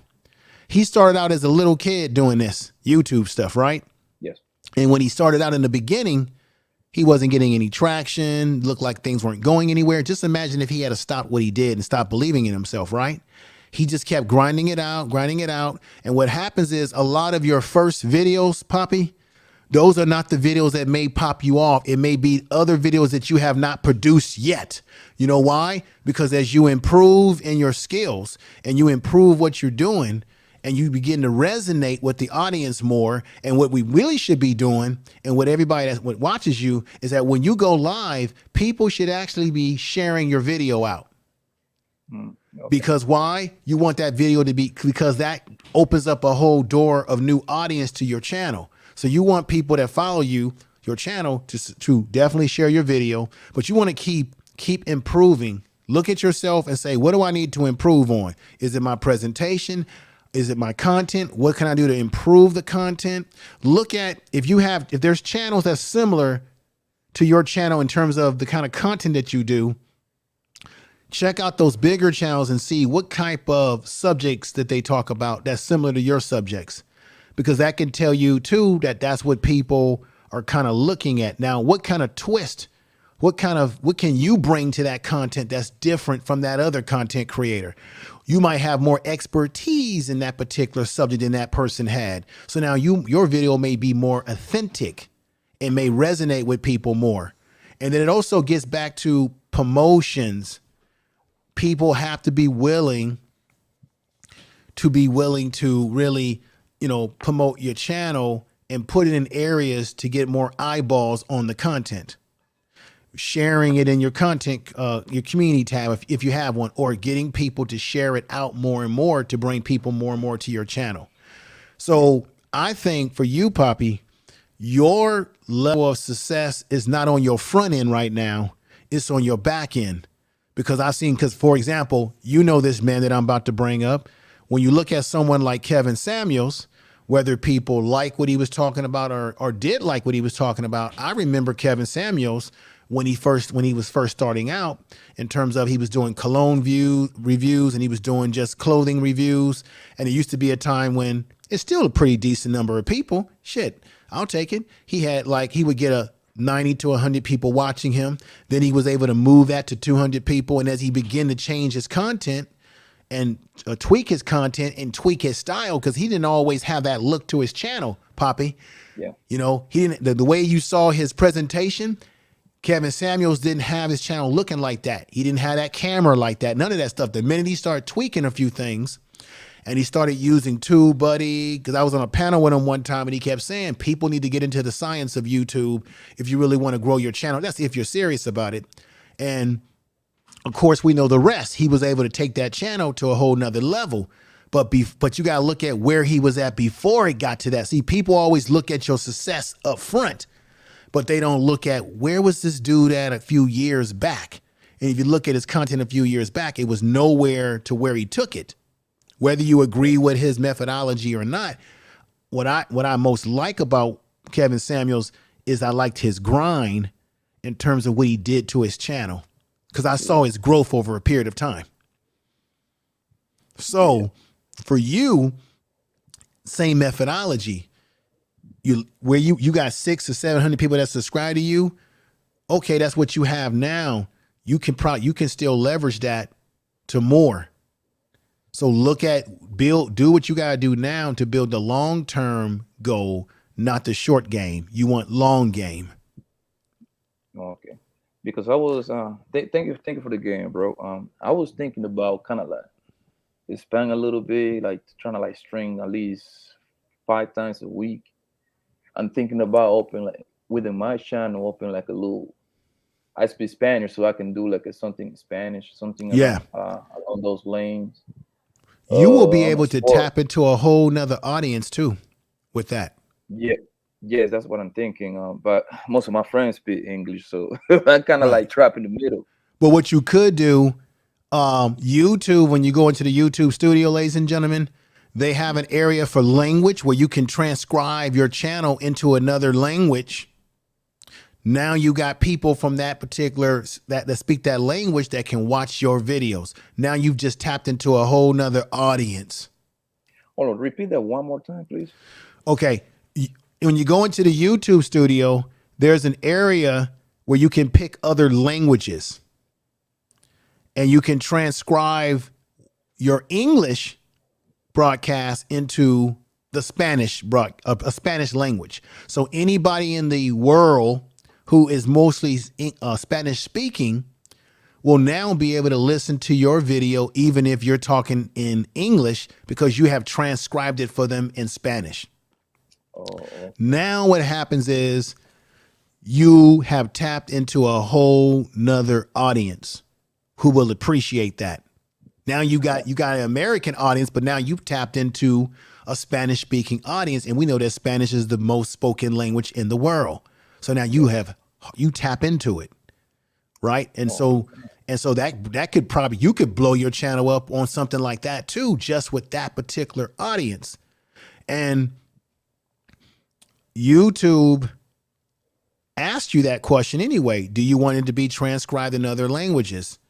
Do you put, and if you go into the YouTube analytics, it will show you how many people are listening to you of a different culture. It'll give you a percentage in the analytics. So now you know, hey, I need to gear some of my content towards that. So what I would say to you, brother, is keep live streaming. Live streaming is how you're going to grow your channel the fastest, because people are looking for live streams. But also look at your analytics and look at what are your, as I said earlier, look at what videos got you the best views. Whatever those views are, doesn't matter. But what were the ones that got you the best views? That's an insight into those videos are resonating with people. And whatever you did in those videos was resonating with people. And you might want to figure out, how can I recreate that magic? And usually it's just driven by the title and the subject that you're talking about. That's what gravitates people, you see? So like, for example, Poppy, when you come over to my channel, if you notice this on the bigger channel, I might be talking about one topic one week and it'll resonate with a certain number of people, but it won't bring a lot of people over. Then there's certain subject matters I talk about that brings more people over. And we got to be honest with ourselves. People do like more polarizing content. Yes, they do. That's what I'm about to say. Like the most watched videos I got is usually I just kind of like react to current trending topic that whatever happened that day or that particular week. Right. I go live, say my 1-2 piece, and then I let people come in and kind of Right. like go back and forward with me type of thing. Right. Let me put another link. Anybody is welcome to come upstairs and join us. So I already know that some of the subject stuff that I talk about over there is going to bring certain numbers of people over, especially if it's trendy stuff. Right now, this type of content that we're doing today, this is really tailored to a specific type of audience. It's people who are trying to get into YouTubing at the ground level, who are new to YouTube or trying to improve what they're already doing. So there's only a small gravity of people that's going to watch this kind of content. But then I'm also building a channel within a niche that has a lot of other established individuals like a Roberto Blake or someone of that nature. However, you can still over time stand out by doing it in your own unique style that you do it, right? So like, for example, I've been saying this before, not too many of those guys do live streams like this where they invite people up and have these honest conversations. It's sort of impersonal, right? They may bring you up, look at your channel for about a minute and then, okay, bye, thank you for coming up. Make sure you hit my sponsor link, that kind of stuff. I want to be more personable. So that's what I'm carving out with what I'm doing over here. So I want you to just keep doing what you're doing, brother. And I think another thing I want to tell you, don't underestimate going over to Sorhel's channel or even Black Man and getting up on panels, because believe it or not, sometimes that's how people discover you. They're like, hey, who's that dude talking? That's how it works sometimes. Who's that dude that's on that panel, man? He's making a lot of sense. Where's his channel at? Sometimes being on panels and joining other people's channels is also a great way to get your name out there, because also that audience on that platform is now saying, man, let's check this dude out. So that's why collaborations are always great. You know what I'm saying? And so on the other channel, probably I'm going to have some, like this weekend, I'm going to have a panel discussion. So I'm more than happy to see you come up on the panel on the other channel so that I can really, really put your name out there to folks, so they can definitely check out what you do on your channel. And so I think it's really about everybody helping one another and not being selfish, because these other huge channels, they do those sort of things for themselves. They do cross promotions of other people's products from other people's channels, the whole 9 yards. I wish we would get it a little bit more. Yeah, you're right. Like we get into this old selfish stuff. Yeah, like right now, and just like I said, I'm gonna be honest, I haven't really taken it like 100% serious. You know what I mean? Because still got all this stuff to do, still got to feed the family and stuff like that. So believe it or not, this thing takes time, bro. Right, but that's the reason why. That's the reason why you can actually take it serious, but you got to come up with a plan and schedule. You got to come up with a plan that works around your family life. That's why I was saying, and maybe this may not be something that people want to do, but I know if I had a heavy family schedule, I would try to squeeze in a particular day where I can bulk my content. Okay. That's why I was saying, if I'm gonna do pre-produced videos, uploads, I'm gonna try to see if I can knock out a bunch of them in a particular day. That way, now that doesn't take away from my family time those 7 days a week, because I'm gonna pick a particular day. Maybe let's say I can produce 2 pieces of content within an hour and a half or something. So I'm gonna produce those videos, create those videos. Now I got those in the can to go. See what I'm saying? Yes, sir. I'm getting. I'm soaking it all up. Do you win more? I mean, I'm talking about for your particular situation. Do you win more going live or doing the pre-recorded video? Okay, this is what I found out because I experimented because people were probably wondering why hasn't he gone live in the last. I've been doing pre-produced videos, right? I learned very quickly, for some reason, when you go live, the views go up. But when you do premiere videos, you get views. But YouTube, for some reason, I don't believe that they put it. I don't think they promote the notifications as heavy as they do when you're actually live. So I saw some of my numbers on this small channel go down, and I said, okay, why are the numbers down? Okay, all those videos were premiere videos. See, Poppy, this is part of the process. You also are experimenting. Everybody, this is for everybody. You also want to experiment like this to find out what works for your channel. What I know for this channel and for all of you is that the live streaming is going to always get you better retention rate. Look. Now, this is a small channel, but there's 37 people watching, right? 37. Check this out. None of the premieres that I've done, premiere videos, have gotten me 37 people. But when I go live, the numbers go up, and then the views go up more after the live is over because for whatever reason, YouTube's algorithms loves to promote the live streams more than anything else. It's crazy like that. Yeah, because when I go live, okay, yeah, I'm sorry. Go ahead. No, I'm sorry. Go ahead, brother. When I go live, I mean, you're right. I got a few pre-recorded video that I drop. I usually crack at least 120 views and something like that. I don't know if that's good or bad on a 600. Well, check this out. I'm gonna use what one of my buddies on YouTube, one of my good friends on YouTube talks about. Brother Max World TV. He says if you get 100 views or more, that's pretty good. You know how you know it's good? No. Have you ever been in a hall and you had to talk before 100 people? Nope.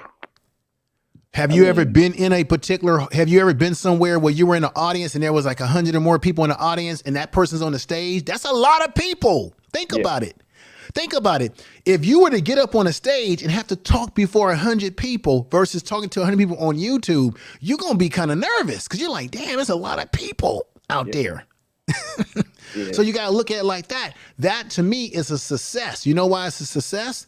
Because YouTube already says that if you get 100 views on a video, they're going to serve your video up the following week to 700 people. The algorithm pushes it through there. So that's why you want the thumbnail to be a decent thumbnail. That's why you want to do decent content because potentially you might get a subscriber or more views potentially out of that video potentially. And then when I go live, that's when I get my bread and butter, bro. Like, and I usually average. I'm a numbers guy. I like to read numbers and stuff like that. I mean, I haven't learned how to dissect the numbers on YouTube yet, but I'm getting there. When I go live, my range would be between like 22 and 35 live streamer watching me. You see what I'm saying? Right. And keep in mind the number of people that are watching you who are not in your. This is what we tend to forget. This is the question I would ask everybody in the chat room. Would you rather see a lot of people in your watch box watching, or would you rather see a lot of people that viewed your video over time? Which one would you rather have? I say over time. Right. So for example, I look at it as 36 people watching. I say, okay, that's a good, decent number of people for a small channel like this. Maybe it should be more, right? But guess what? If I end this video and this video ends up getting 400 or 500, 600 views, I got to be honest, that's pretty damn good for a small channel that doesn't even have 100 videos, right? A small channel that's also competing against people that are more well-known within this niche than I am. And I'm going up and think about it. We are competing, ladies and gentlemen, with people that are on TikTok, Facebook. We are competing to get people's eyeballs on our content. See, a lot of times we get on YouTube and we forget we're competing. People got so many choices. Yes, they do. It's actually easier. And maybe this is blasphemy what I'm about to say. I believe that it was easier to come into YouTube and get a lot of subscribers and views before you had TikTok, before all of this stuff came around. Because why? People only had so many places to watch content. YouTube and Facebook. You didn't have all this other, you didn't have no Instagram and you didn't have all this Twitter stuff. I think it was easier. It's harder now. There's more competition. That's why people out there, if you're doing videos and you're saying, hey, I'm not getting that many views, it's don't come down on yourself. It may not be that your channel is not good. It may be that there's a lot of competition for people's eyeballs and ears. That's just the facts. Yeah. Yeah, you're right. You're right. And Like, also another thing too is you can't be down on yourself because people may not know about you yet. yeah, and that's for the hard example, part. Right, you're right. My man, about that. my brother right here that's on here with us right now. I didn't know about you, brother. That's right. Yeah. I didn't know about you until how did I know about you? I think How did it happen?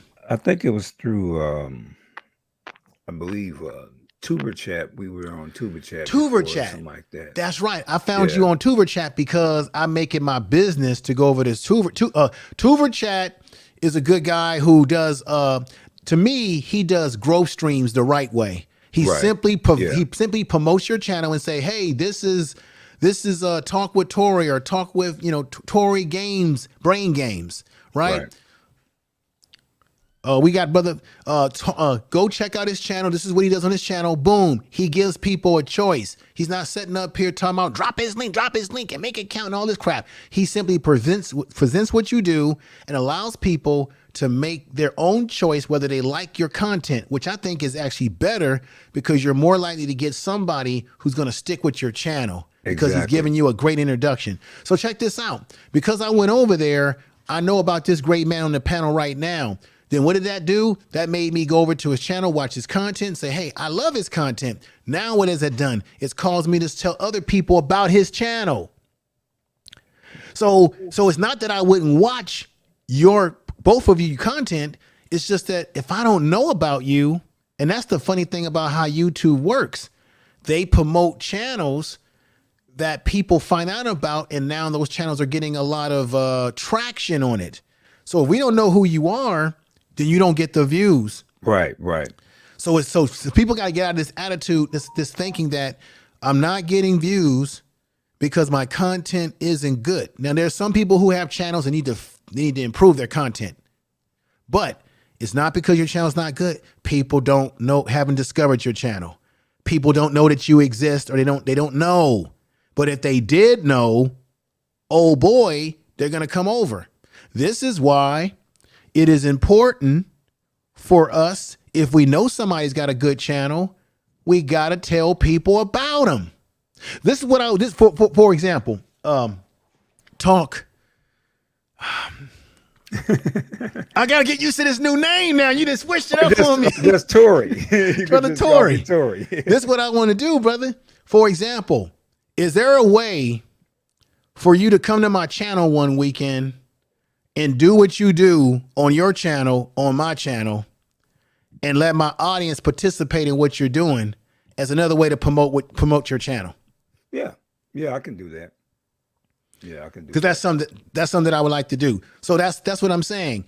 The minute that you come over to my channel, thanks for that. and you But yeah, put that's on something I can do. and I promote that and say, hey, we're gonna have we got this great brother coming over, blah blah blah.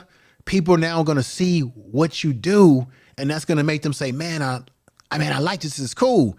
That's gonna get even more powerful traction on your channel. Right. Yeah, that's a fact. So or if I interview you, brother, anything that we do, it helps the channel. Like when we go over to Black Man Unfiltered, and I go over to brother Sarah Hill. Yeah. Sir Hale, I'm members of their channel. They'll promote, they'll run your links to the chat room. That's very valuable. Because now you're giving people an easier way to get to your channel and your content. They hear you talking, they say, let's check this person out. So that's kind of how it works. To me, that's more organic. To me, that's not a sub for sub, because I'm just this way. If I don't think your content is really, I'm not feeling it, then I'm not going to sub. So now I'm not wasting your time by giving you a sub which looks good on the outside of your, but you're not getting a view from me. So why did I sub? See? Yeah, I get it. And that's kind of, that's some of the things people got to fight through, that you want quality subscribers, not just these people that just are artificial subscribers. But, Brother Tory, you have anything on your mind? I know I've been talking, but is there anything on your mind, brother, that you want to bring up or say to the people? Well, I know you've been dropping some real good jewels, man. And I really appreciate, all the knowledge, that you have about, dealing with YouTube and everything like that. And even with your other channel, Information Man, man, I love that channel also. So, man, I just salute to you, what you're doing. Thank you, brother. And thank everything. You. I appreciate that. You have a beautiful community, quite a few people that's in the community, are also a part of my community as well. So I really appreciate that. I really appreciate the support. And one of the things that you were talking about with that particular website, Answer the Public, I've used that before. Okay, so you're familiar with it already. Yeah, I'm familiar with it, and I used it with one of my books, to write one of my books. I used it to do that, to get an idea of what different topics are, what different topics are pretty much popular, what's trending.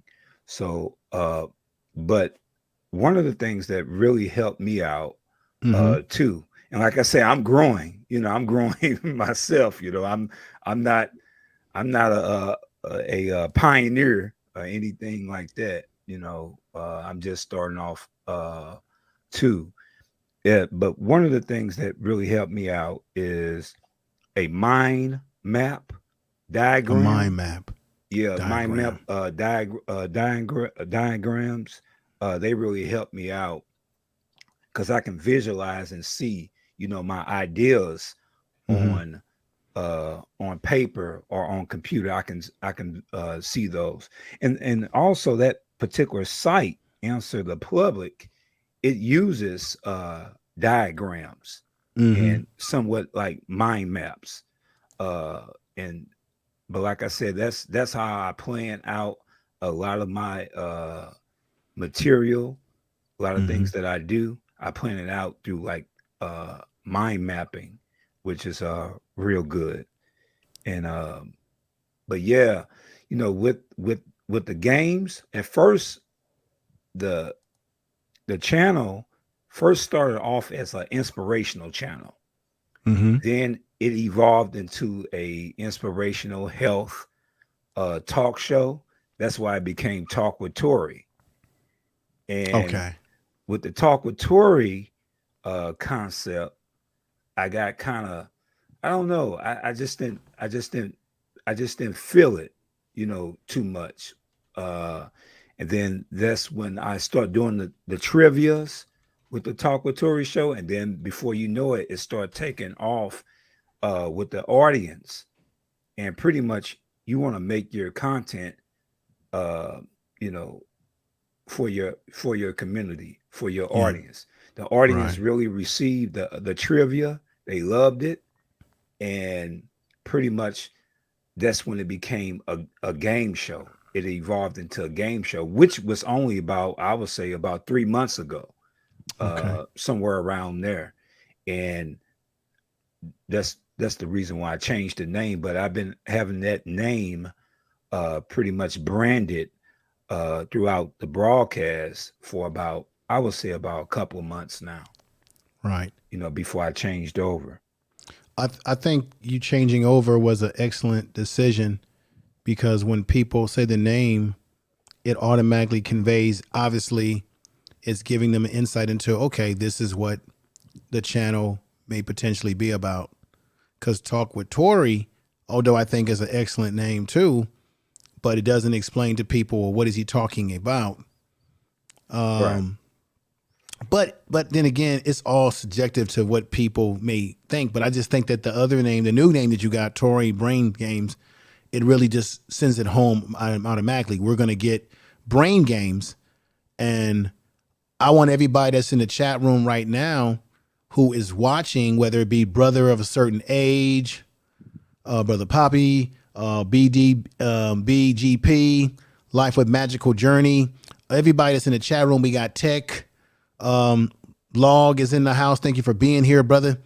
Everybody, definitely, if you have not subscribed to either one of these brothers' channels, share.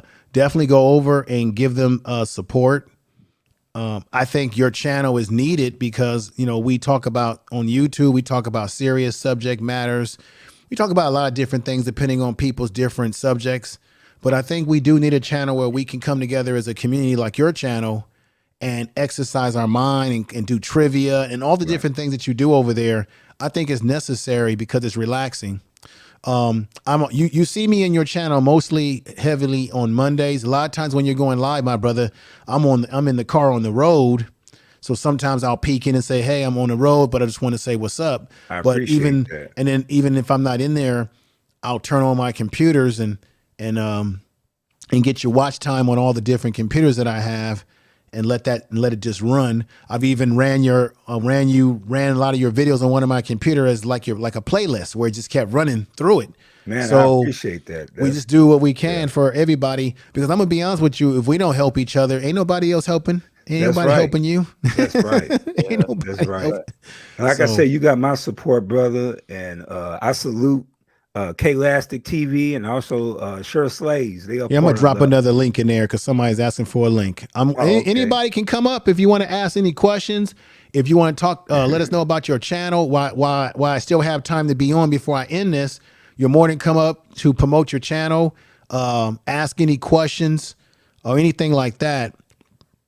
Today we're just having basic social media conversation. Tomorrow I'm gonna be a little bit more polarizing on the other channel, have a panel discussion over there, but I'm about to get into some deep stuff tomorrow on the other channel, Information Man Show. But over here we're just talking content creation.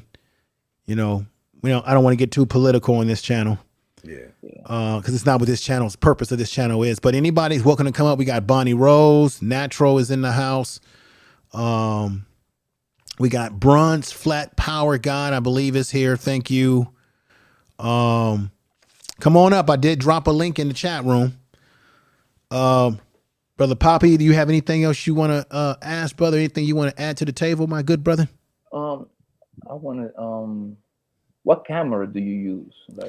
Okay, today I'm using a M50 Canon camera, M2 Mark 52. It's an M2 Mark. It's one of their latest cameras. It's like the improvement on that line of cameras for Canon. It's really about the lenses.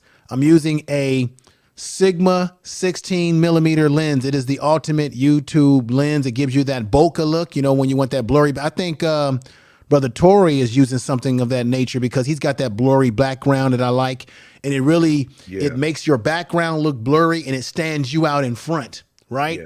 So you've got that. You got the Sony Z10, which is a new camera that's just come out, which is like a vlogging camera. I was in an auction, brother, just the last week, right? And I'm going to use the camera. It's an older camera, but it's still a very good camera for YouTubing. It's called you've heard of it before. It's called a Sony A5100. It's part of their Alpha line of cameras. It's an older camera, but I got it for $300. It's really a camera that's worth $600. And that's the best thing to do, because I got a Sony, I believe 5100, somewhere around. I believe it's something like that, and I got it used. The one you see right now is actually a used camera. Well, it looks great. It looks great. It has a new lens, but it's a used camera. So right. I mean, and I pay like about 300 somewhere around. That's a great price. So you can get a camera, and what you want to do, you can give your camera a different look by getting different lenses. And don't worry, everybody. There's videos on YouTube that teach you this kind of stuff, but I'm gonna do a video and I'm gonna show you everything that I got, the equipment that I got, the pricing on it, the camera. I paid about $600 for this Canon camera that I have here because I got it in brand spanking new. but I also bought it at the time when everything was going, everything was expensive during the middle of the pandemic. Everything, webcams, everything was, you notice all the prices are dropping down on all this equipment. They're dropping back down. Because there's no demand on it as much anymore. So this is what I'm using. And the focal point can give me a wide lens. I can use a close up. I got a lens right here where I can go close up. This is a Canon. This is another, let me just put this right. This is another, let me pull this back. This is a Canon, what we call a pancake lens. It's a very small lens, and it will bring me in closer to the audience. And it has a great blurry background, bokeh on it. So that's what I'm using. Or if you don't have a webcam, you can go with a C922 or a C920 Logitech webcam. Those are great to start off with. But if I was everybody, you do what you can do with what you can afford. Right. You buy what you can buy, what you can afford. Yeah. You don't try to break yourself doing this. You just want good sound. Give yourself good picture as best you can, and then you just get what you get when you can afford it. Simple as that.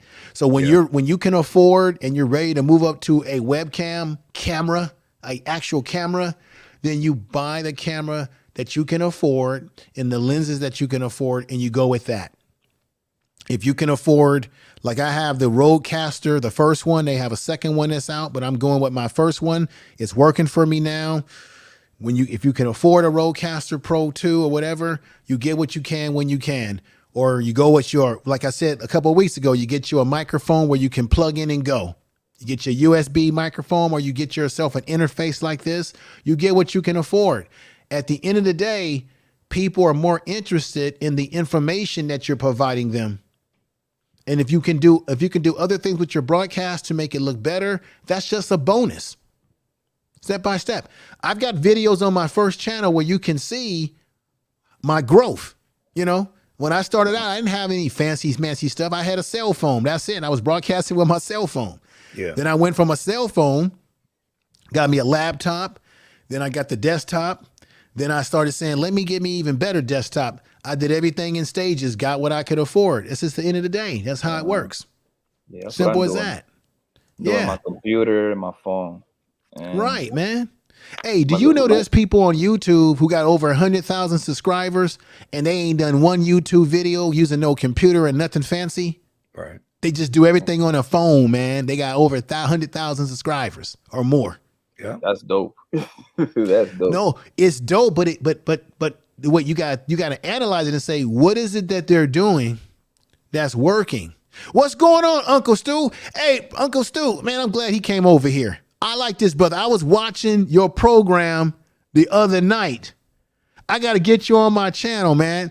I got to get you on the first channel, the Information Man Show. I was watching this brother's channel and they was talking some real tough. They were talking some real talk over there. Man, Uncle Stu got to get you on the Information Man Show, man. Yeah, I like what you're doing over there. Yeah, man. He be talking real talk. Real talk. He might be Hollywood right now. He might be too Hollywood nowadays, man. Yeah, but no. but to get back on subject matter here, you look at people on YouTube who have these kind of channels and you say, what are they doing? Just look at what they're doing. I guarantee you it's their mouthpiece. What they're saying matters to people.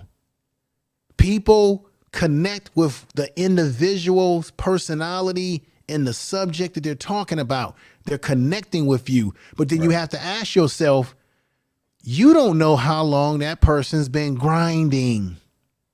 You just found them when they doing big things, but you wasn't there when they was at the bottom of the totem pole. You never know that. Exactly. See, it's easy to see people having success when their channels are big, but I'm more interested in knowing how did they get there when they weren't at that level. What were they doing? That's the biggest secret to the ingredient. How you doing, Queen Empress Queen? All is well. How are you? I'm fine. I thank you for coming up here and joining us today while we're still on. Hey, much love to y'all. How's everyone doing? Doing okay. Thank you. All right. Salute to the chat. No problem. The biggest issue I'm having is I downloaded a couple of those apps or sites that you had where you can go and get free music? Mm-hmm. Good. Can you hear me? Yeah, I can hear you. Okay, I went to a couple of those sites where you said we could download copyright free music, Mm-hmm. and I still got copyright claims for 'em. That's what I'm trying. That's my biggest But issue. this is the thing though. Which site did you go to? Because some sites you have to pay a fee for. The other site, the main site that go ahead, I'm gonna let you speak. I'm sorry. Yeah, I did pay a fee. I don't know. Wait a minute. Let me just ask you. Let me just be practical here. What particular site did you pick to download the music from? What was the name of the site? Tell you the truth, I can't even remember. I got so frustrated. I paid a fee. I got so frustrated. I uninstalled the thing. This is what I'll tell you to do, Empress Queen. Go back and look at that video, or go back and click into Dramatic. Dramatic is the site that you should use because you don't get charged for downloading the music, but you do have to put the link to the music in the description of the video. If you use that site and you didn't put the link to the music in the description, then that's why you got the copyright, because they actually want to promote their site and promote the artist. That's Dramatic, though. Hold on just a second. Let me give a notebook so I can write that down. Yeah. Go back and look at that video. Yeah. But anything else that you downloaded from any of those other sites, if you didn't, most of those sites you can't download the music anyway if you don't pay a service fee. But the Dramatic site is the only one that you can either pay a service fee or you don't have to. They have a free version, but you got to put the links. Like, for example, you can look at this channel today and go into my description and you will see links to the music that I've played today. As long as that link is in there, I'm good to go. I'm clear. Okay. All right. We got my man Uncle Stu on. What's going on? What's going on to the chat? To the good to have you here, brother. Good to have you here. Sir. Yeah, you got all my brothers up in here, and welcome to the sister. But yeah, I felt you didn't need to wait for me to jump on for to your other channel. I'll jump on any channel that you invite me to. So that's not a problem. That's not a problem at all. No problem. That's an honor. I definitely want to invite you to the other channel because that's where I have a little bit more of the hardcore conversation. Because this channel is more, this channel right here, not that you're not invited to this channel, but this channel right here is a little bit less apolitical. It's more about the content creation, social media creation, all of that. But I was talking about the other channel because that's where we get into the real heavy adult conversation and reality talk, Got you. Well, that's why I had invited you over there too. Oh, that's not a problem. But even over here, that still be good because again, I've been out here in this content creation world.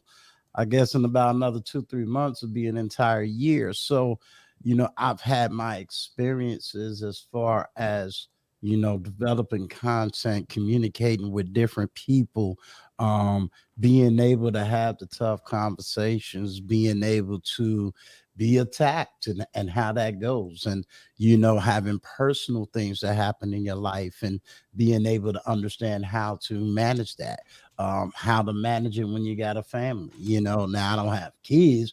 I'll be a grandfather hopefully in about another week or so.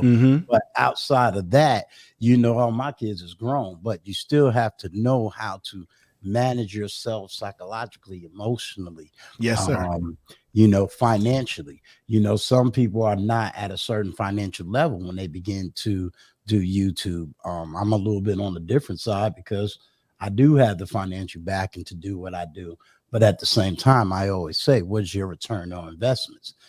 So for me, my return on investments, believe it or not, is not just financial, it's people.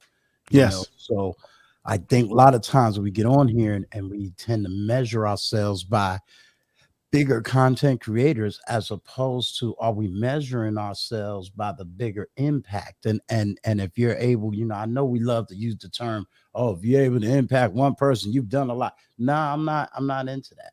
If you have 1,000 subscribers, can you impact 1% of that 1,000 subscribers? Now we're talking. Very good point. You see, I agree with you. Now we're talking.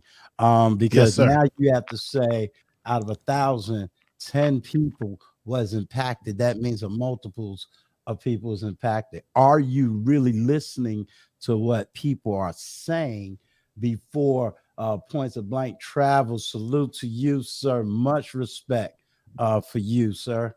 Are you listening to the people that you're speaking to before you really interject? Yes, Are sir. they really asking you for advice, or they're asking you for your ear?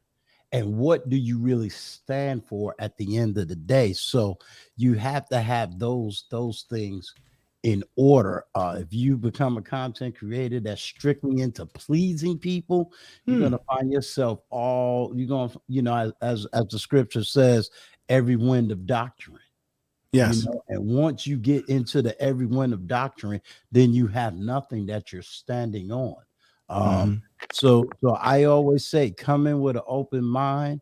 Yes, come in with you. Yes, come in with your thoughts. Yes, sir. But then be open when other people may critique you, because not every critique is personal. You might be going up against someone else's experience. And it's kind of hard to debate two people's experiences. So you got to know how to navigate each and every single one of those things. So what you say that, Uncle Stu, that we need to have somewhat tough skin, and we shouldn't allow people to trigger us, and we should stay on our purpose of what we're trying to do, stay true to our vision, our grind, and don't allow people this. Because what I notice on YouTube in general, just being frankly, is that I noticed that as you start to develop your style and you start to gain whatever we define as the success, then that's when you have the haters and people who come out who try to sabotage you. You have people who are trying to, like, for example, I don't know why people do this. Let's say your channel is monetized and you're getting super chat. Now we got people who are watching your super chat and they're focused on how much you get and all this sort of stuff like that. And I don't understand, why would it be any of their business? YouTube has provided such a mechanism. If you got a problem with it, go talk to YouTube about it. Well, they provide a mechanism that we all can use. Now, I don't normally beat on my chest on my channel and constantly tell people, give me something, give me something. I simply, it's there. And if people support, then I give them all the respect and love that they're supporting me, and I go from there. And for me personally, it's working for me because people tend to give of their own kindness of their heart, and not because I'm beating on my chest saying, I expect this and I expect that. And I think people appreciate that more when you're genuine in that way. Well, to answer your question, that is not just a YouTube phenomenon. That happens all over the place.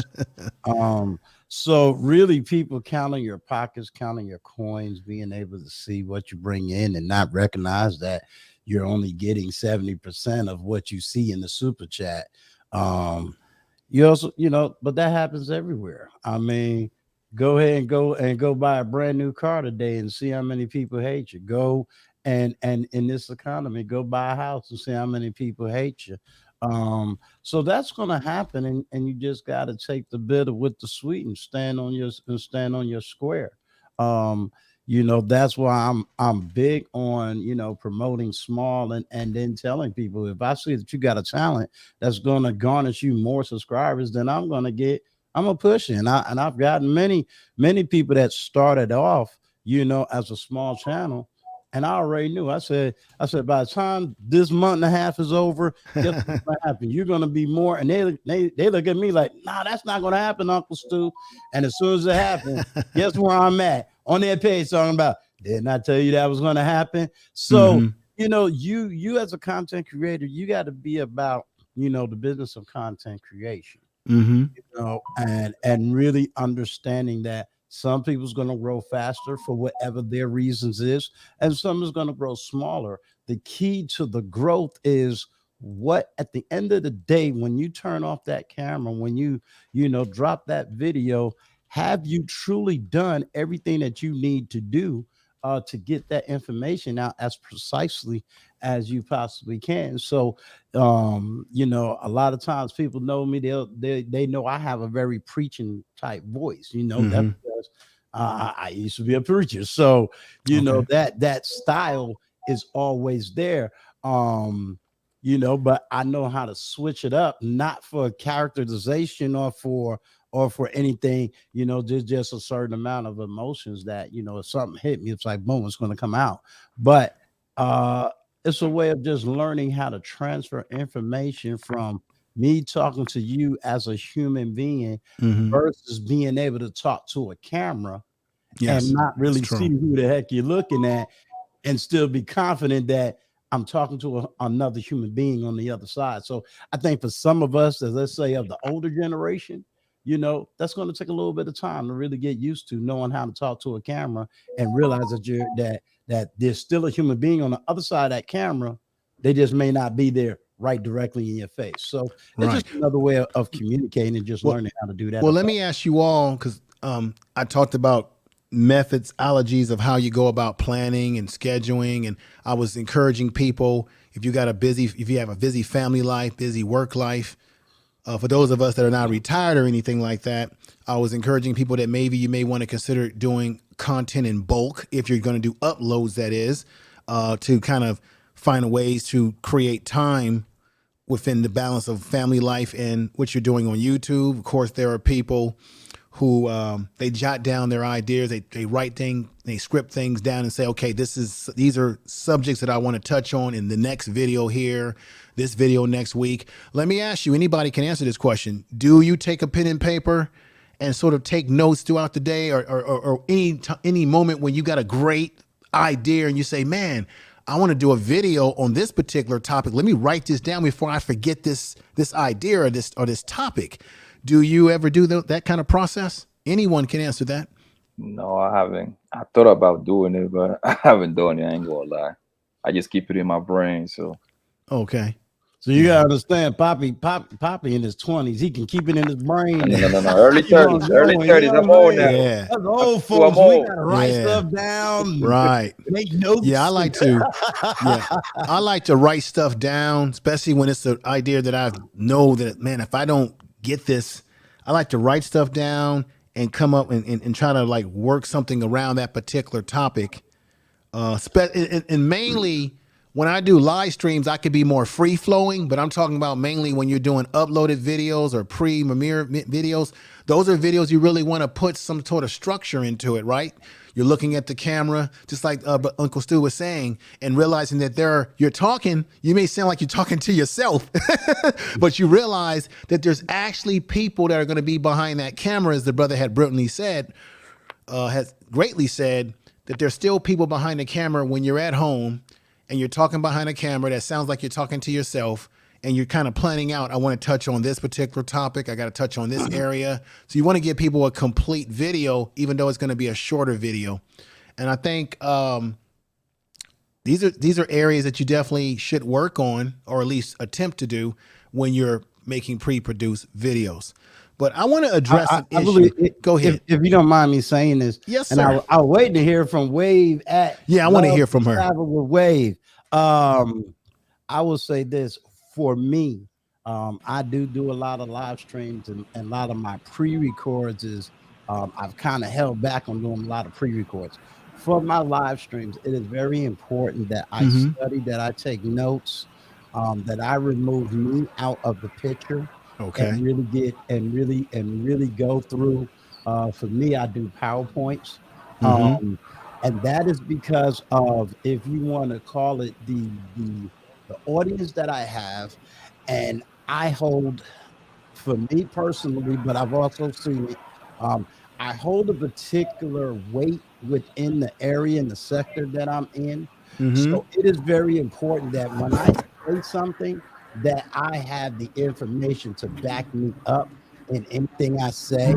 Unless I'm from personal experience, and even then, I want to gather enough of the knowledge and the understanding to be able to speak on it. So for me, I think having an ideal plan, being able to stay focused on the subject, because sometimes, let's say I'm gonna use Talk with Tori. If I said, well, Talk with Tori, we're going to talk about Genesis 1, and then all of a sudden we went from Genesis 1 to John 3 and 4.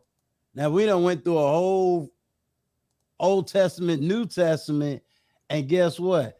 We may have touched on the real subject 10, 20 hours ago and unswitched. Now, anybody that comes in, they really can't catch up with what the conversation or what the subject matter is. So I have to be very narrow and very focused when I'm dealing with subjects, and I have to be very conscious as to what's coming out of my mouth, and the consciousness is not always a clickbait consciousness, meaning afraid somebody's going to take a video and cut this and do this, but it is for you don't know who's really listening to you. Your chat may say one thing, but you have people that's listening that's not necessarily in the chat. And you want to make sure that you are concise, that you are clear into the information that you are giving. A lot of people have a tendency when they get here, they're really venting. They're not really educating. Please repeat that again. That is a very good point. Yeah, a lot of people when they get here, they're really venting. They're not educating. And that right there is what, because you got to remember, and I love the way my mastermind group says it, the entry into YouTube is nothing. You see, there's no qualification to become a YouTuber. So I can be mentally unbalanced and become a YouTuber. I can be the angry black man, become a YouTuber. I can be the hurt black woman and become a YouTuber, and will probably be successful because you are so true. Hurt people. So, when you understanding that there's no barriers of entry into YouTube, you really have to understand, why am I here? Not necessarily why the other person is here. Right. Because once again, hurt people. So, I'm gonna use Poppy Blanco. I can only use these two gentlemen because I've worked with these two gentlemen.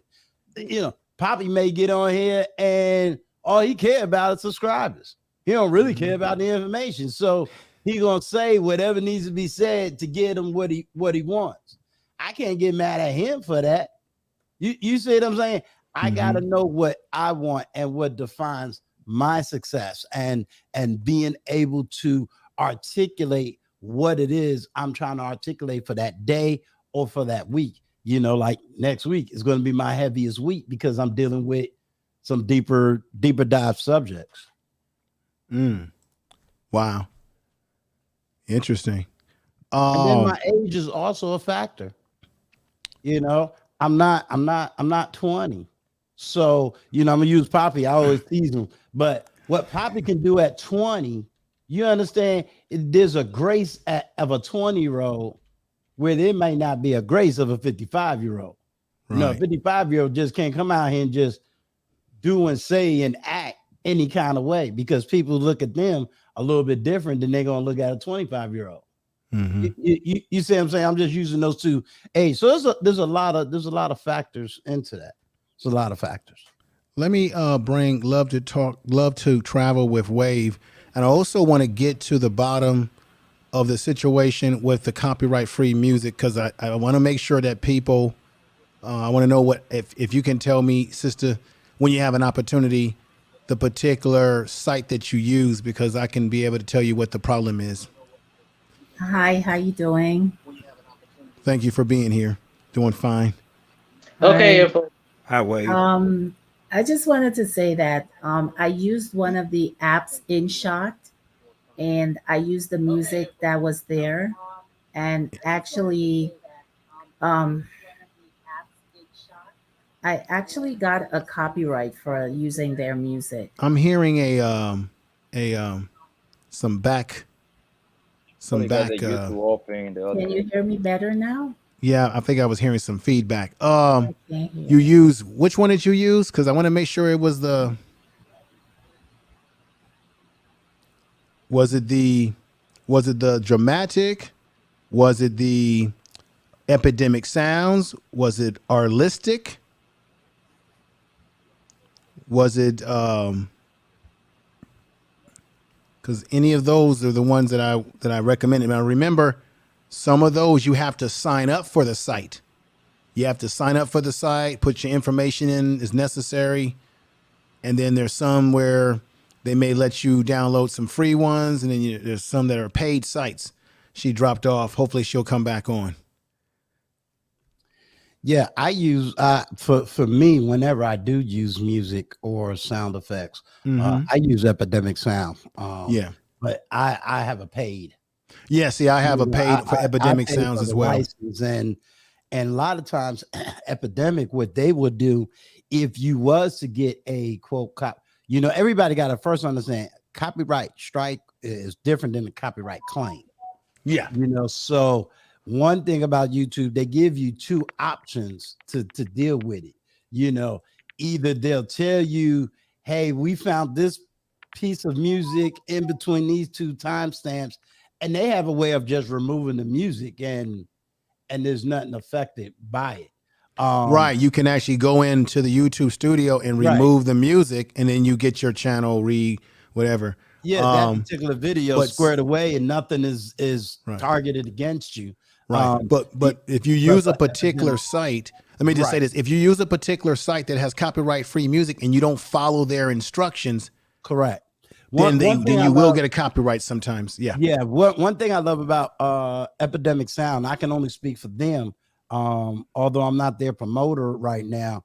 But one thing I love about them, they let you know that if YouTube ever does that, it's to send the information to them.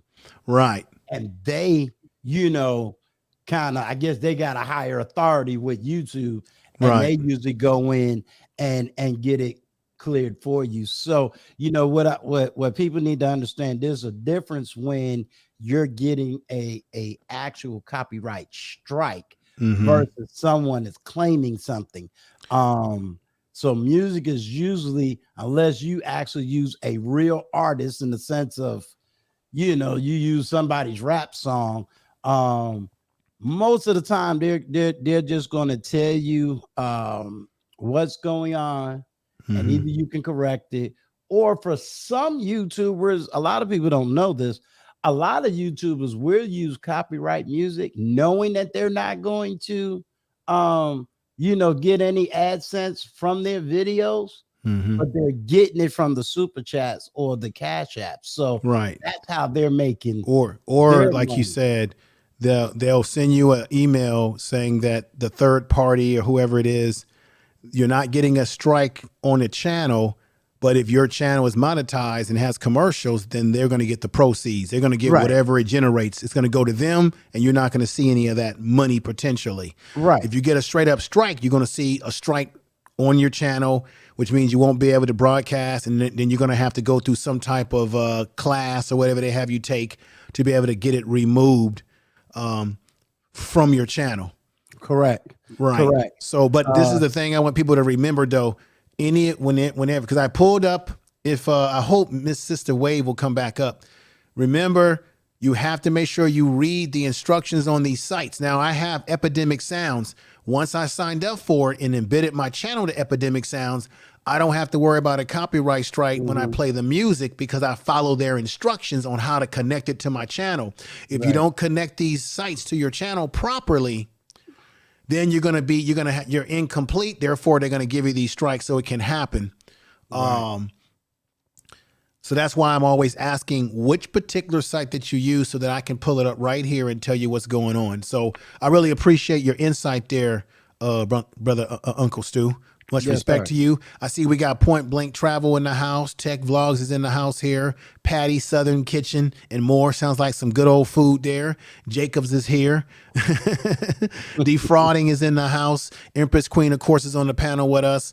A lot of great people came through. I really appreciate everybody being here. But before I close this out, and you know what? Another thing, brother Uncle Stu and Tori and Poppy and Empress Queen, everybody on the panel, I think that it's important for those of us on YouTube to have these type of town hall discussions about YouTube in terms of where we are, to be able to take some inventory of our channels.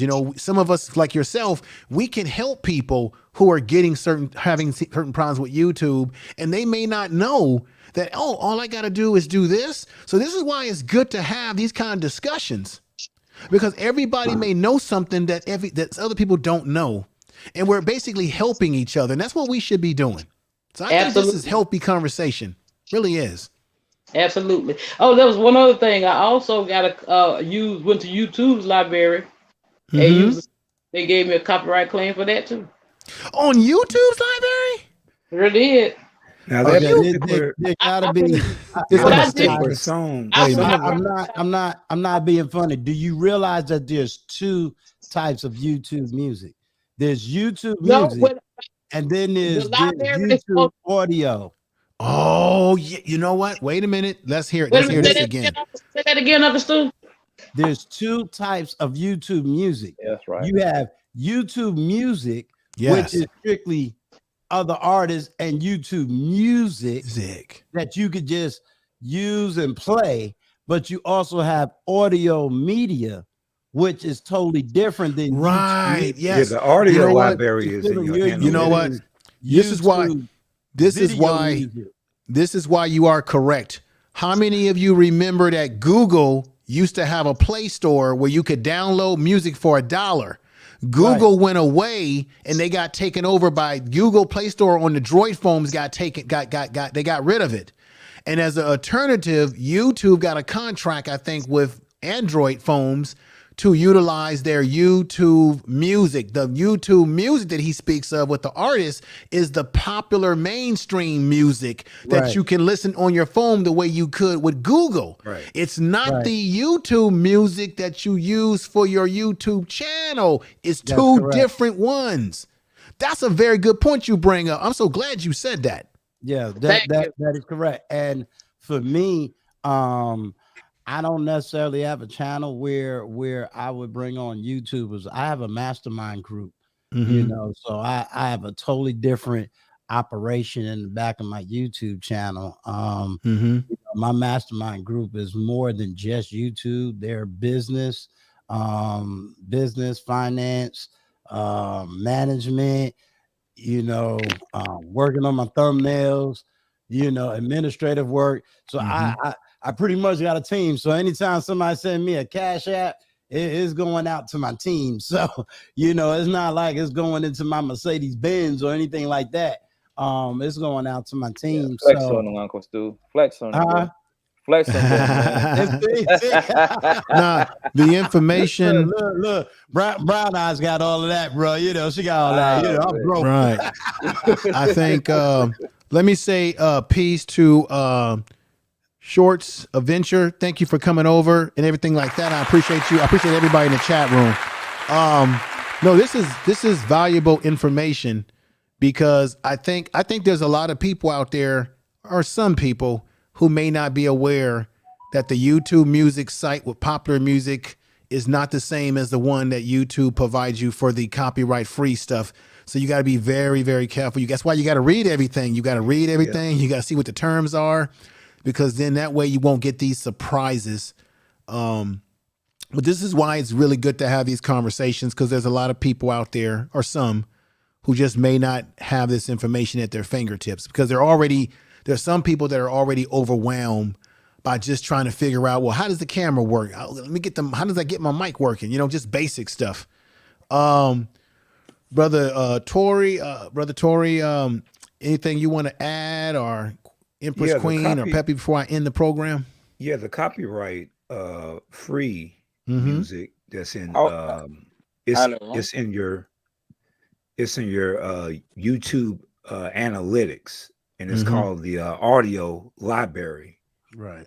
And it's actually in the YouTube analytics. Now, the YouTube music, that's a whole totally different thing. That is something similar to like Spotify and different streaming services like that, and you will get a copyright strike. But one thing about the audio library that's in your analytics, you have to be careful of that too, because there's a filter on there, and it says attribution, and also attribution only, and also no attribution. And you want to make sure you pick the no attribution. You know, pretty much pick that versus, you know, picking the the attribution. So that's the only thing with the audio library. You shouldn't get a strike or a copyright for that. So you say, wait a minute, this is very important. You want to go with attribution. There's attribution. What's the other one, Brother Tory? One is attribution, where you have to literally, put in your description. I'm going to share it. I'm going to share the screen and let people see what you're talking about. Go ahead, brother. Keep talking. Very good information. Yeah, one is attribution. You go into the filter part. One says attribution only. And basically, you would have to go into your description and put the name of the song or whatever. I always pick the no attribution, not the attribution, but the no attribution. Okay. You don't have to do all that. YouTube will do it for you. As a matter of fact, if you look at some of my videos, YouTube automatically attributes the artist of the artist. So you go to the so right now I'm inside my studio, right? And you see where it says audio library? Yeah, I'm gonna click that. I'm gonna click it. I've had a hard time trying to get back to that part of the studio for some reason. So right here, so when you go into your analytics, you go look over to your left, as Brother Tory was saying, and it will say audio library. This is what I was promoting to everybody when I went live, when I had that other video. This is the area where you have all this different music and you can save whatever you want to download. Right. So Brother Tory, in this section, is this music safe for us? Not yet. Hold on. Go to the filter part. Okay, filter. I'm gonna click triangle, filter. The backwards triangle, and you will see. Okay, it has not required. That's there. The it is. You want to pick. Okay, attribution required and attribution not required. Let me click into that. Yeah, you want. And this is very good information. You know what? I'm gonna have to do. Required. I'm gonna have to do a small. I'm going to do a small follow-up video to remind people of this, about this. I'm glad you said this. I totally had forgotten about this. So right here, it says attribution not required. So that means everything in here under attribution not required is free for you to download and without a fear of a copyright claim from YouTube. Is that correct, sir? And YouTube will automatically put the attribution in your description anyway, for as the attribution not required. They'll still put the attribution, but you don't have to do anything, and you don't have to worry about no strikes or anything like that. Now the attribution required, now that's the one you have to manually do it yourself. And I never picked that option. I always pick this option right here. Attribution not required. So let me see the other one right here. So this attribution, let me see. This is good information. This is exactly what we need to hear. I'm glad that you are. See, everything is meant for a reason. I'm glad you came on. I'm glad that you're bringing this information up. I'm glad brother Uncle Stu came up. I'm glad everybody came up, because this is a conversation need to be had. So attribution required. I'm just going to click this to see what it looks like. Okay. So all these little songs here that you can download, you say you don't even mess with that. And even, you know what? It even shows the license type. It's copy. Oh, look at this. It says it right there. It says it on include attribution information. Right. Yeah. So I'm going to put this right here. You can use the audio track in any of your videos, including videos that you monetize. However, you must include attribution information in your video. That's for if you use attribution required content, ladies and gentlemen. This is in YouTube's. Why don't YouTube just stop this? Why don't they just why did they?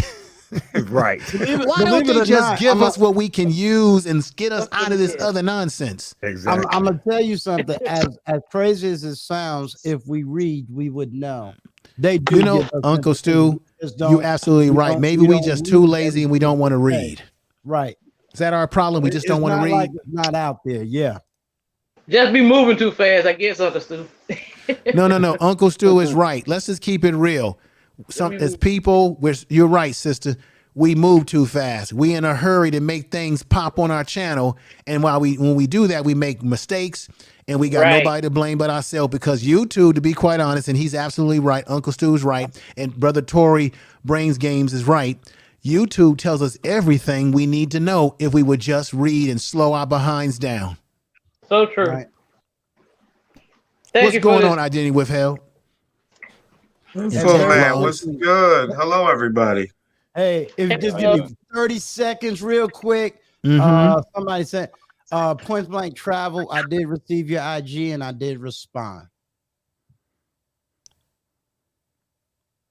Still in the chat. He sent me a message. Okay, yeah, that's a good brother. Very good brother. I'm 100% behind him. And we also have Tech Vlog on. Welcome to the program as well.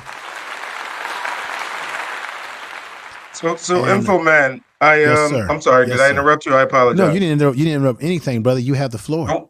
I want to give you your flowers today, man. You had me back up when, like I told you before, when I first saw your show, I felt like I was lacking, man. I was really behind. But I mean, obviously I don't have the time you have in. So in the background, I've been grinding, trying to figure out different things. So I done did soundboards. I even did, I'll attribute this to you, sir. This is actually a little step up.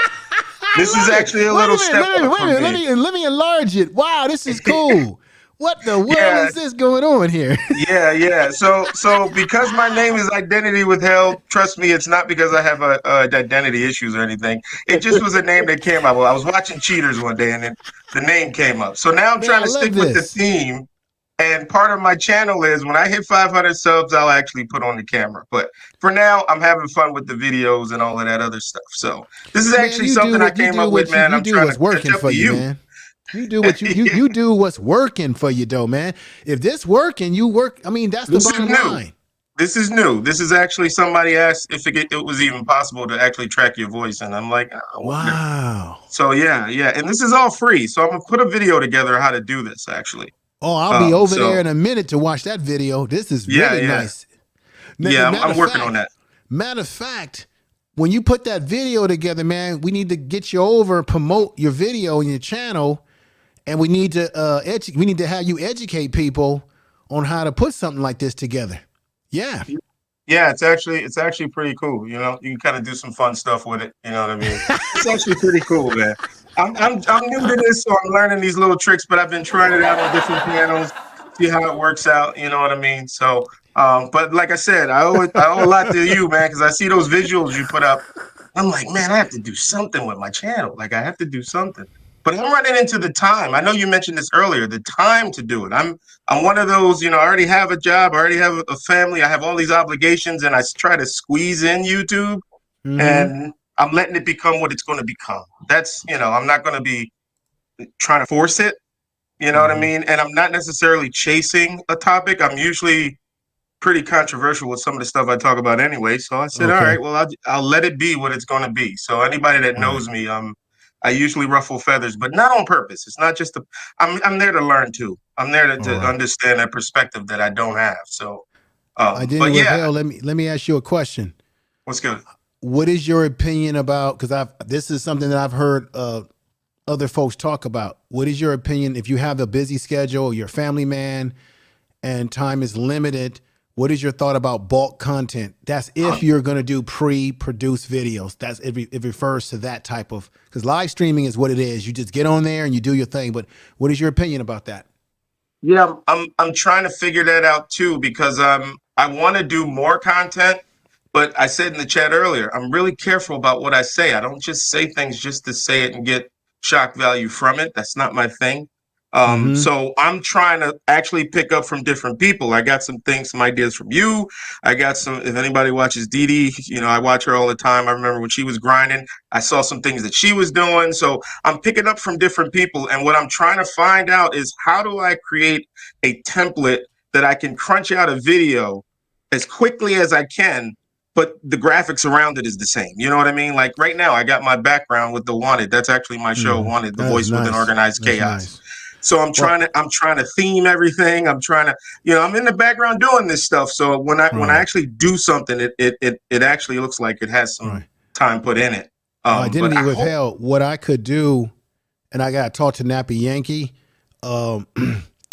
Like, I know a lot of people use StreamYard because StreamYard is fairly affordable. Yeah. But there are other streaming software that will allow you to stream, even create content fast and efficiently, and make bulk content.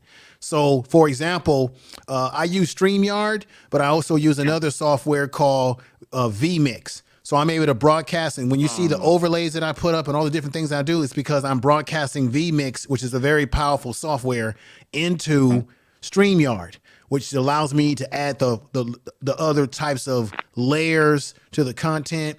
I'm able to pipe in different transitions, smooth transitions in and out of stuff. But the way I have it set up at my studio, my test, is that I can sit down at any moment, any time of the night, and I can crank out content because the vMix is so powerful. It offers me overlays that I can create very quickly. That's what I won't need. take up all your time.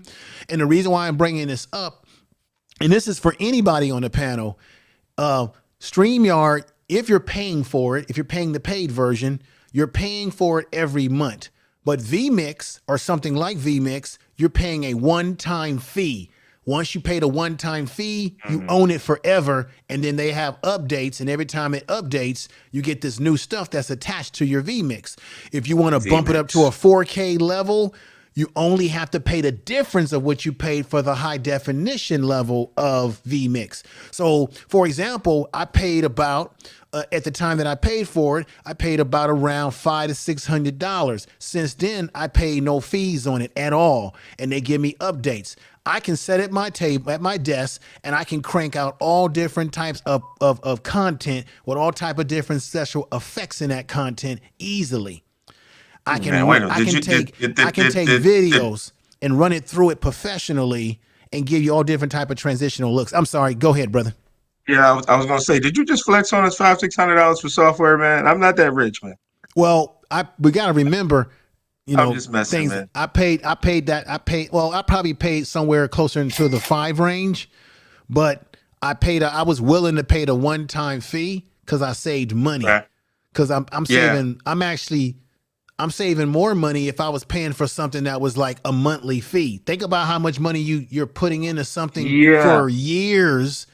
And you can't get that money back versus something you pay a one-time fee for. It's yours, and you get the updates to the software, and you can upgrade it. vMix allows you to upgrade to their 4K level by only paying the difference out of what you already paid one time.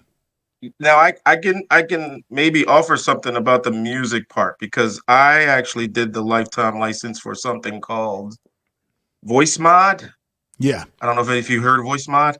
And actually I wanted it's a soundboard. It's actually a soundboard. So I actually have it. It's just a piece of software, and you can capture custom sounds, but it has built-in music. You got to kind of sift through it because there's a ton of music in there, just beats and different stuff.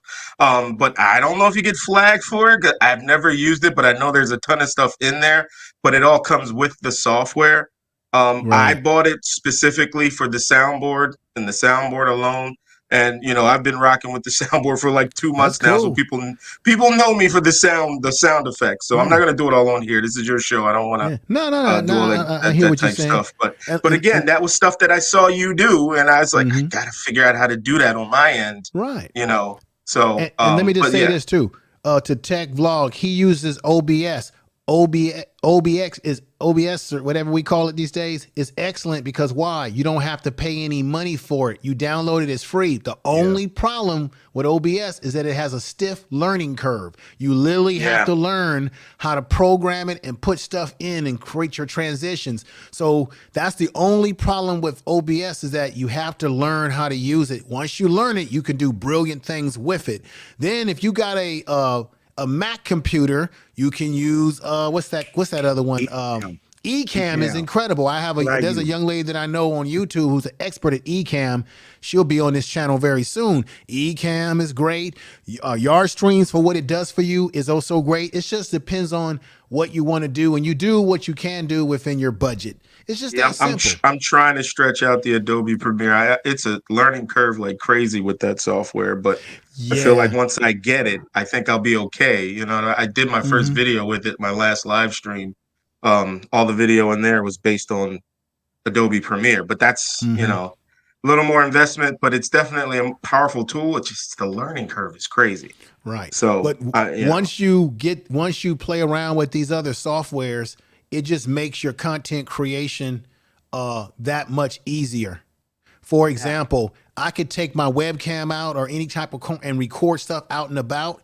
I can run it through my vMix like a damn movie and then put my overlays over it, make it look like a professional news presentation. Yeah, that's what I'm looking to do. That's exactly what I'm looking to do.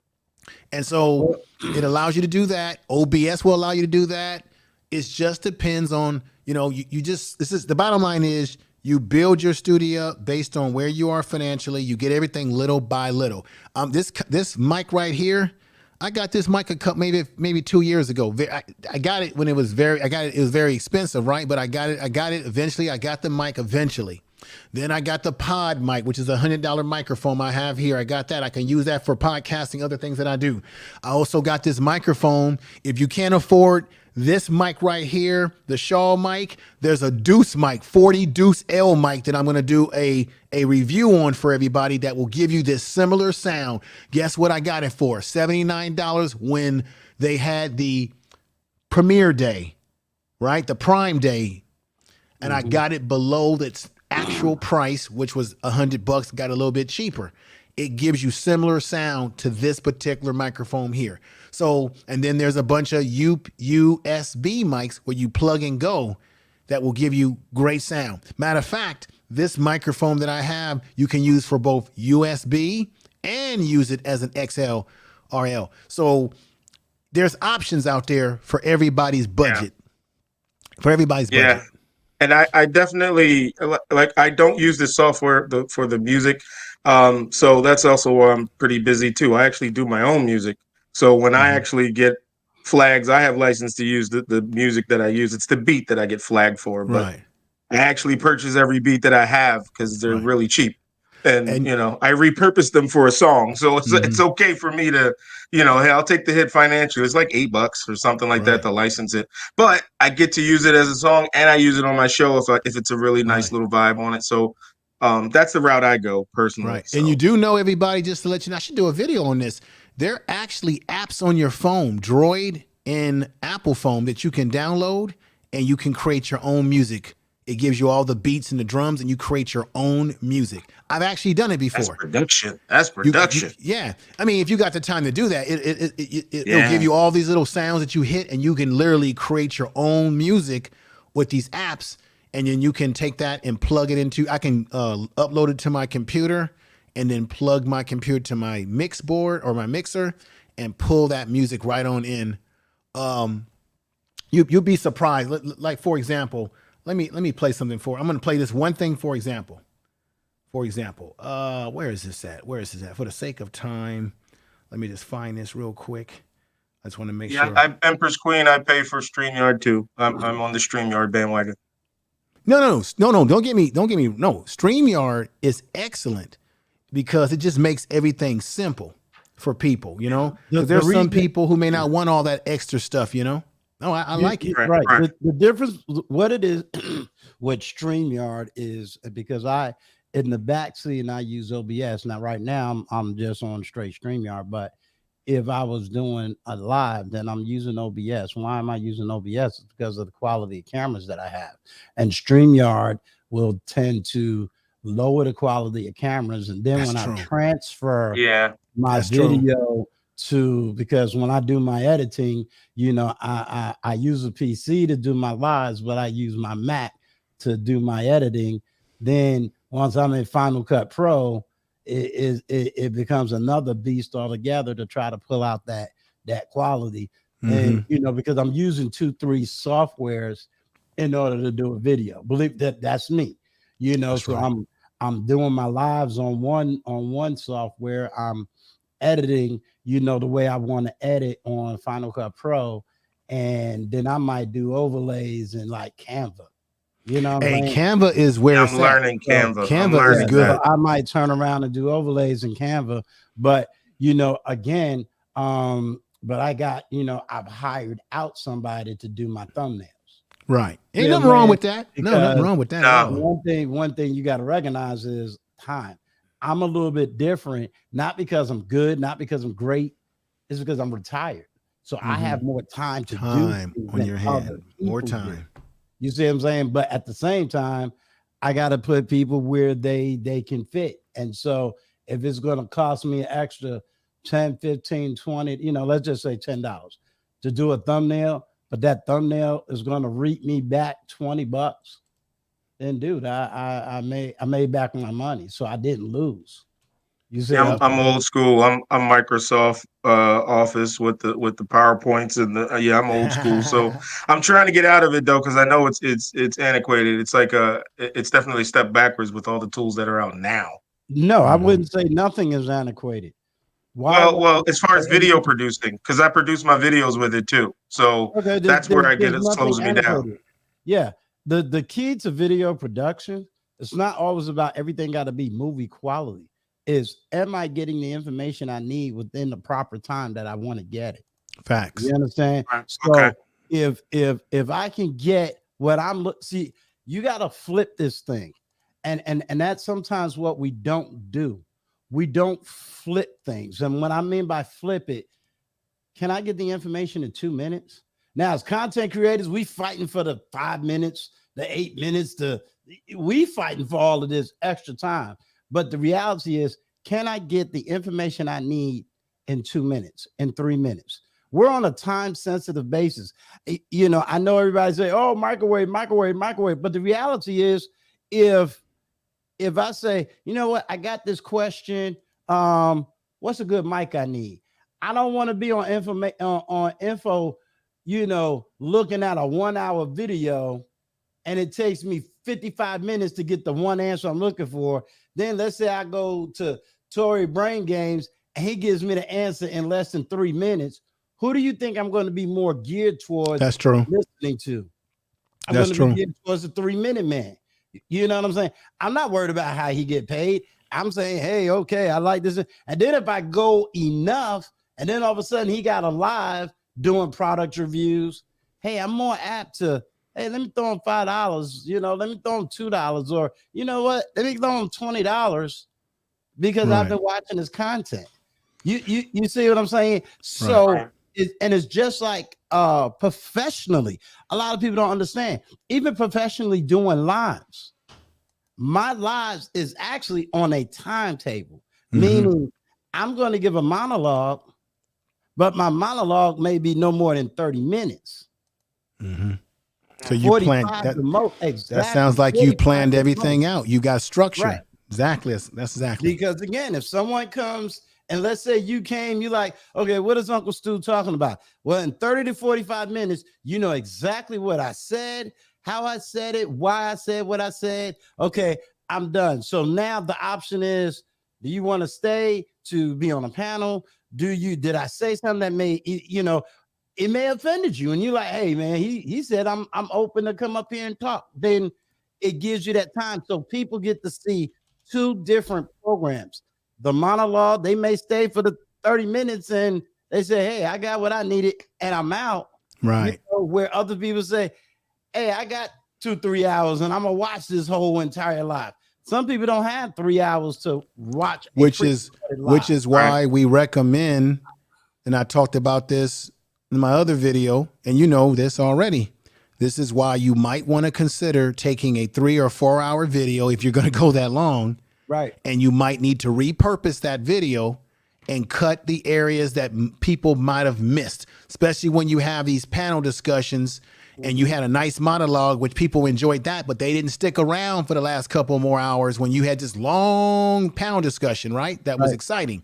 Now you want to cut that part of your video and repurpose it and package it as almost as a new video. And now people can see what they missed. That's why repurposing content is so important. And you StreamYards, as I said in the earlier video, allows you to download the audio, which you can turn into a podcast. And now you can sign up for something like a podcast site and send it all to Spotify and Google Play and all these other places where people listen to podcasts. So now you're building an audience, not only on YouTube, but there's people who only like listening to audio podcasts. And now they're listening to the show, even though they didn't come over to the YouTube channel. And you might be able to leverage some of these people to come over to your YouTube channel and subscribe. So you want to be multi-purposeful with your content. Right. That's why they say, like right now, I don't know how great I sound, because I'm not listening through my headphones, but that's why they say more than 60, they say 50, but I'm going to bring up that number. 60% of your production is audio. You are facts. Because just like me, if I back away, I put up my meme, I might back away, go get, like I had to go get me some tea, go get me some, but I'm still listening to what's going on, although I don't have visual. Same thing with a video. I might be technically watching a video, but I may step away from that video, but I'm still hearing what's going on versus seeing what's going on. And you have a lot of people that might be watching a video, but they're on their way to work. They're on their way from work. I've had guys that, they was like, hey, I was listening to this to me, but they was on their way from work. So they was listening to the podcast, got in the house and jumped onto the platform, but they heard everything that was going on. Well, so sometimes it's better that people can hear what's going on than see what's going on. Right. Well, this is why I was recommending earlier on this channel that when you're a new channel, like I normally would go live on the Saturdays like now and live stream. And then during the week, I've kind of gotten away from that, but I'm going to get back to it. I would drop these shorter form videos that I would upload. I think the shorter form upload videos are actually effective because you're going to get higher retention on those videos because people get, like you said, they get in, they get their answer, and you didn't make it an hour, 2 hours, 3 hours. They got what they wanted, and they are more inclined to watch all the video because they're in a rush in the day. And it's like, okay, the video is only like 9 minutes, 10 minutes, whatever. I got time to let this run while I listen to it and I'm moving around. Boom, I got my answer. So I want to say to everybody out there, still don't be afraid to supplement your channel with some of these shorter uploads. As I said before, if you do a video from 9 minutes to about 12 minutes is the sweet spot, or 13, you can move the retention rate between 30 to 50%. You can increase the retention rate because a lot of people are going to shy away from long form videos and they're going to watch the shorter videos when it's a video in which you're claiming that you're going to answer a problem or a question or something that someone wants. People come to YouTube sometimes to solve a problem, to get an answer.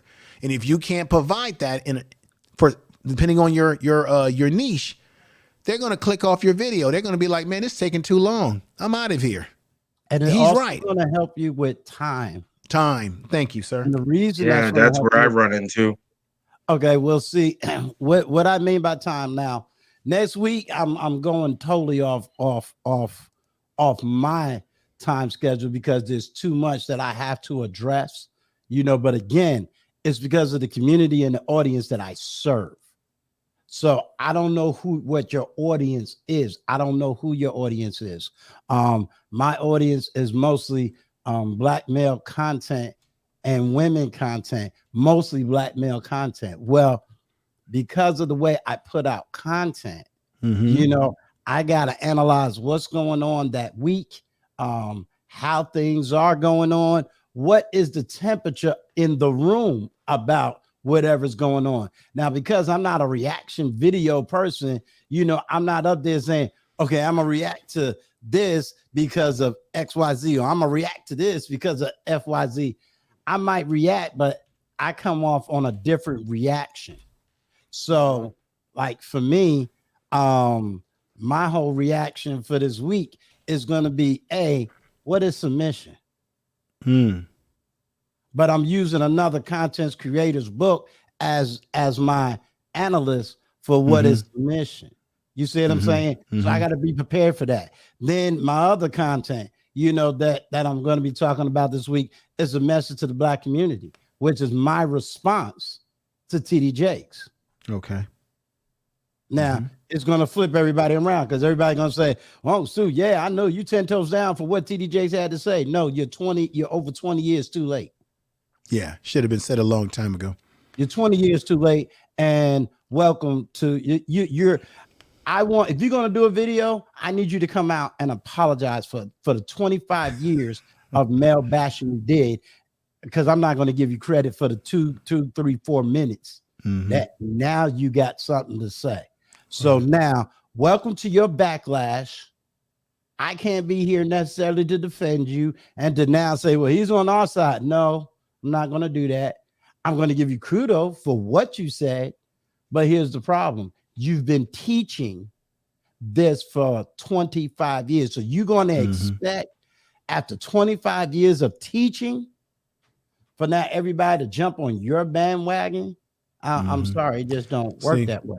See, now what I have to do is take my own advice. I'm gonna cut some of this video up at the time that we started having this discussion as a separate video, because there's a lot of jewels and dimes in the discussion that's been had here. So I'm gonna utilize the same advice I'm telling people. I'm gonna look at this video. StreamYards allows you to download the video. I'll download it, and guess what I'll do? This is why I love vMix. I can run it through my vMix and put my own overlays over it and all kind of other special effects if I want to, and get it exactly where I want it at, where it began and where it ended. I can even put an intro on it, the whole 9 yards. So I'm looking forward to that. I really look at the bottom line. I'm gonna be honest with you, gentlemen, and everybody in the chat room listening. I really enjoy everybody that's here. Great folks that's here. We got Steve Gilmore in the house, YouTube channel. We got Big Bad Bull that's in the house here. Empress Queen, a lot of people in the chat room. I gotta be honest with you. If you really don't enjoy what you're doing on YouTube in terms of the creative process of YouTubing, you really should consider whether you want to continue doing this. Because I ain't gonna lie to you, I actually enjoy the process. I love waking up in the morning and saying, let me do I love doing the research. I love putting everything together. I love putting wondering who can I get on the panel to discuss this issue. I love downloading the thumbnails and downloading the pictures that I'm going to show on the screen as part of my presentation. I love it. If you don't love it and enjoy the process, the creative process, then I don't know. I got to be honest. I don't know what you're doing on this platform. Yeah. If you wake up in the morning and say, oh, I got to do this, and I don't know, you should stop it. Well, everybody, I know you're passionate about what you do, Info Man. So that's kind of the reason why people keep coming back. You're passionate about what you do. It's obvious, right? And I follow that to like. This is kind of the reason why I don't have a lot of content, because it just bothers me just to throw things out there just for the sake of it, right? It has to resonate with me. It has to be something that I would talk to somebody, a perfect stranger at the barbershop about this, because this is like, you ever think about this? You ever, like, I like that kind of congruent conversation. So it has to be resonating in me before I even think to put a live to it. Right. So my question to you, to based on just what you said, then my question is, why you don't just get on and ask that of anybody that shows up on your YouTube live? I'm sorry, can you repeat that? I missed that something. The same way that you just said, hey, I go to the barbershop, I ask the barber XYZ.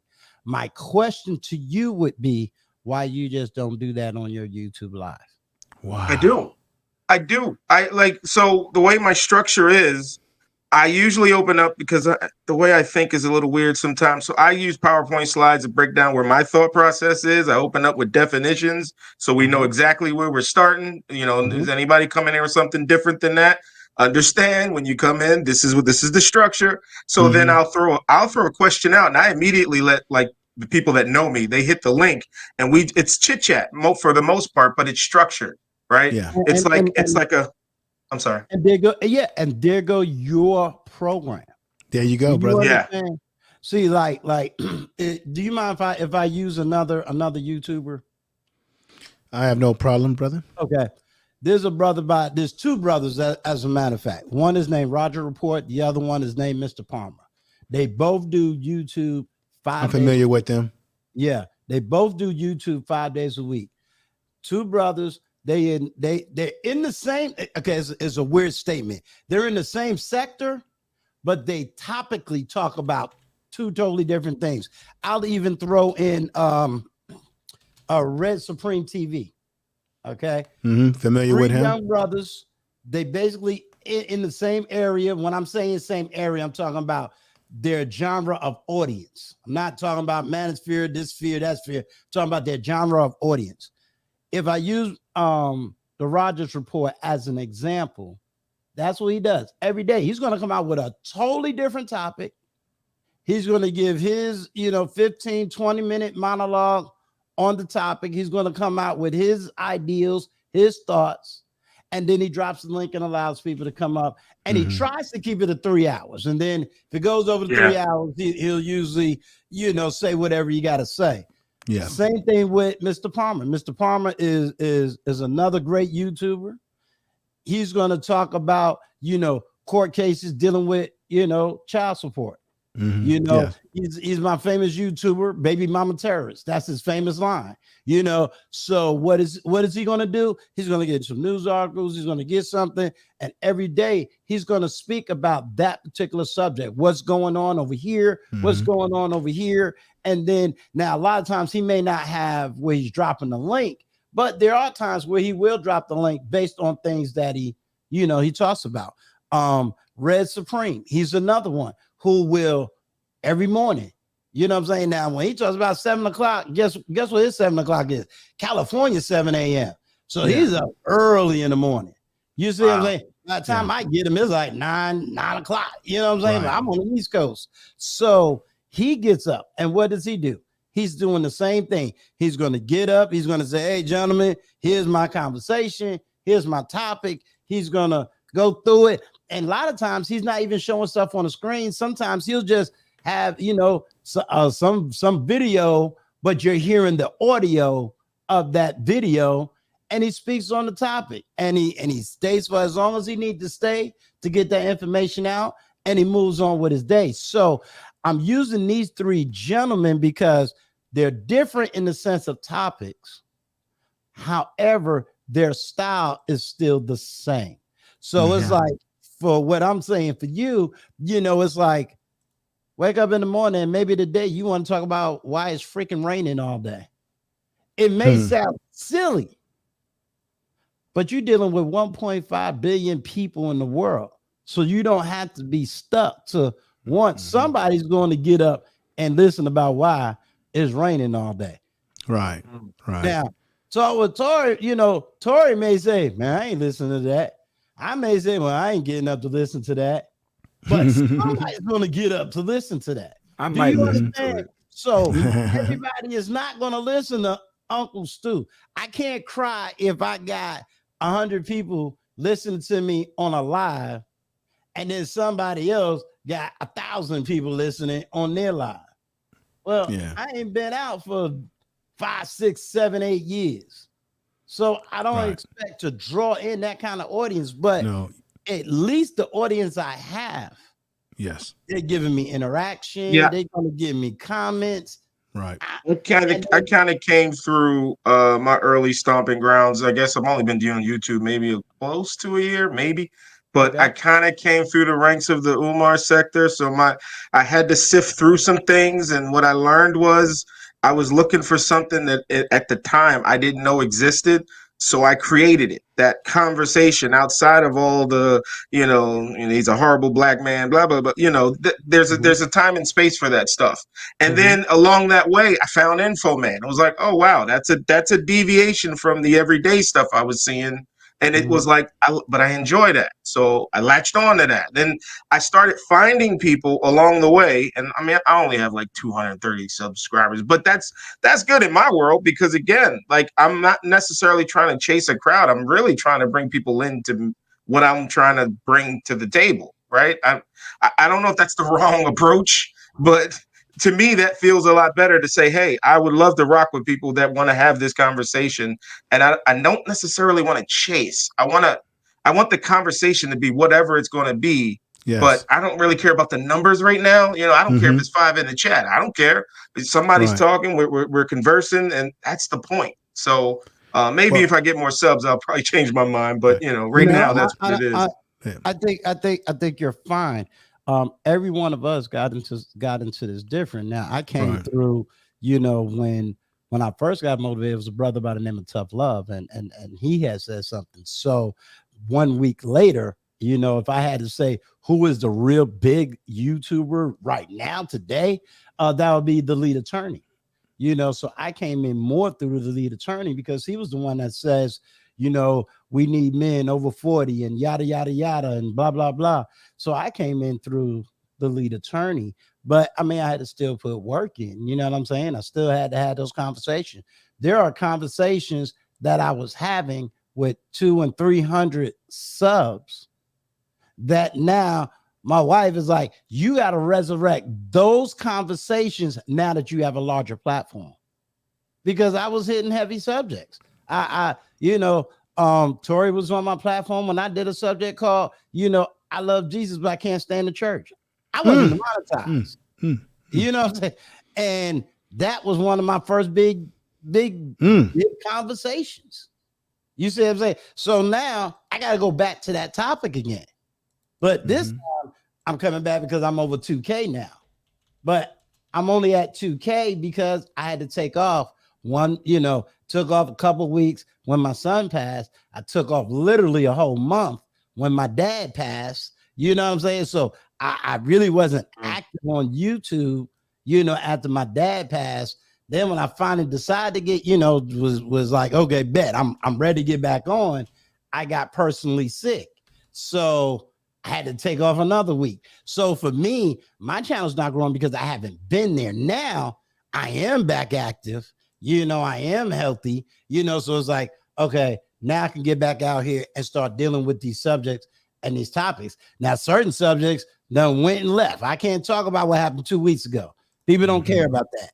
You know, the latest thing now is what's going on with TD Jakes, and the latest thing is what's really going on in the sector that I kind of speak to, which is the manosphere, you know, and black men, you know, what's going on with them. How am I going to deal with my 20-something, my 30-somethings?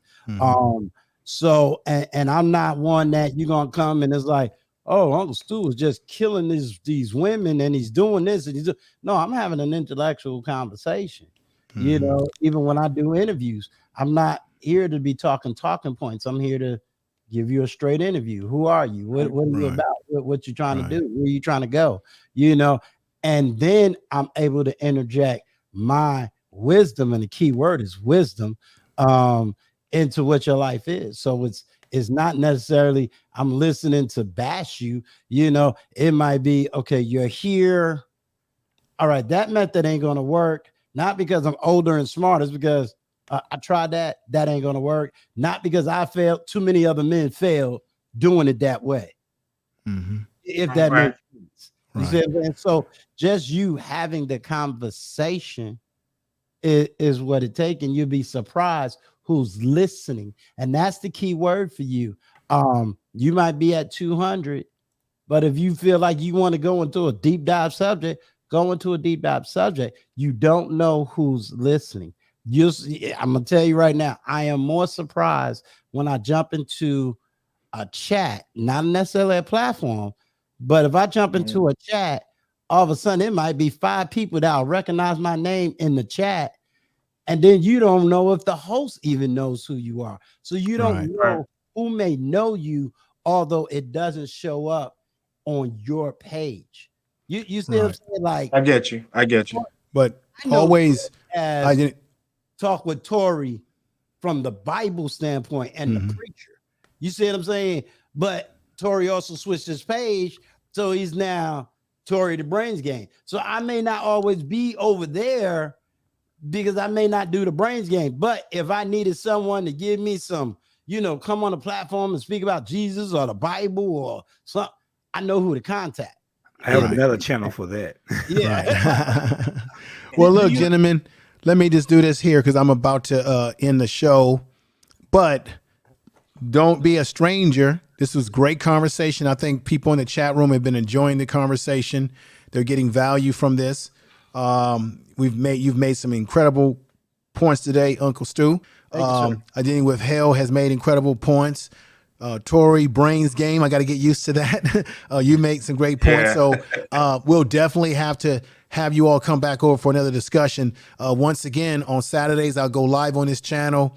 And we'll be bringing up many topics around. This is all relevant conversation as it relates to YouTube and what we do as content creators and some of the things that we deal with. This is healthy conversation, needs to be had because I think it can help people that are out there. And to keep this in mind, you never know who's watching you. Just keep this in mind. There are people, you'd be surprised, who are watching these smaller YouTube channels or just watching YouTube, period, but they never go in the chat room. They'll never put a comment, but you never know who is watching you that is getting something from what you are providing, that they're getting value out of it. So just keep that in mind. Now, sometimes you get lucky and people send you messages and say, man, you really changed my life. I really appreciate that content. It really resonated with me. It really feels good when you get those kind of messages from people. It lets you know that you are doing something that is needed, that is good, that it has a purpose. And that's the reason why I got on YouTube, to have a purpose, to express things and to talk about issues that mainstream media won't touch on. Now, this particular channel, the goal was to talk about things about YouTube and building content in a way that you don't normally get from your bigger content creators that do this sort of subject matter, to have a more personal touch to you and tell you things like it is, because there are stuff that they're not going to tell you. They're not going to be honest about. You see, they'll have $100,000, 100,000 subscribers. They'll have 1 million subscribers, and they'll try to give you advice on how to build your channel. And they'll say, if you do A, B, and C, and you say to yourself, well, of course you're getting those many views, dude. You got 1 million freaking subscribers. Right. Right. So it's a no-brainer that you're getting those kind of views. But to be able to have someone talk to the people that's at the same ground level. This is why I feel humble about this channel, because this channel's been built from the ground level and still trying to build it up. And I just think it just comes down to just common sense, being honest about how YouTube works, being honest with the audience that you have, being able to be versatile with the topics that you talk about.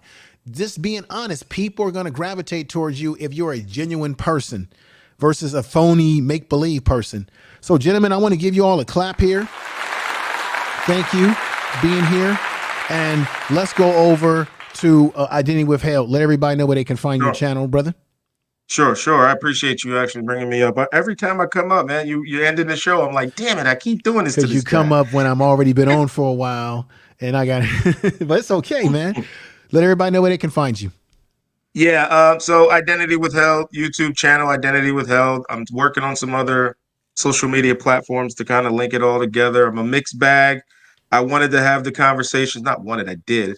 I still do with my panels, but somewhere in the middle of that, I started doing music. And as you mentioned earlier, Info Man, when people say like, wow, that really resonated with, things going on. And I'm from Philly, so I write a lot of stuff about the hood and all that stuff. It just comes out. I don't even think about it. It just flows out. So don't be shocked that you hear music on my channel, because I'm whatever's on my whatever's on my mind. That's what I try to put out. But it's well thought out. Trust me. Yes. It takes a while to come up with that stuff, because I just don't throw up there for just the sake of throwing up there. So Identity Withheld.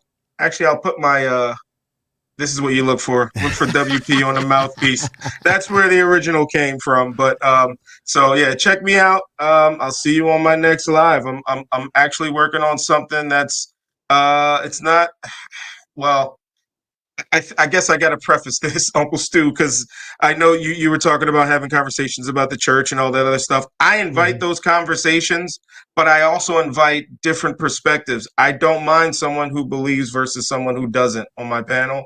I keep it regulated, but I don't mind that perspective as long as they're respectful.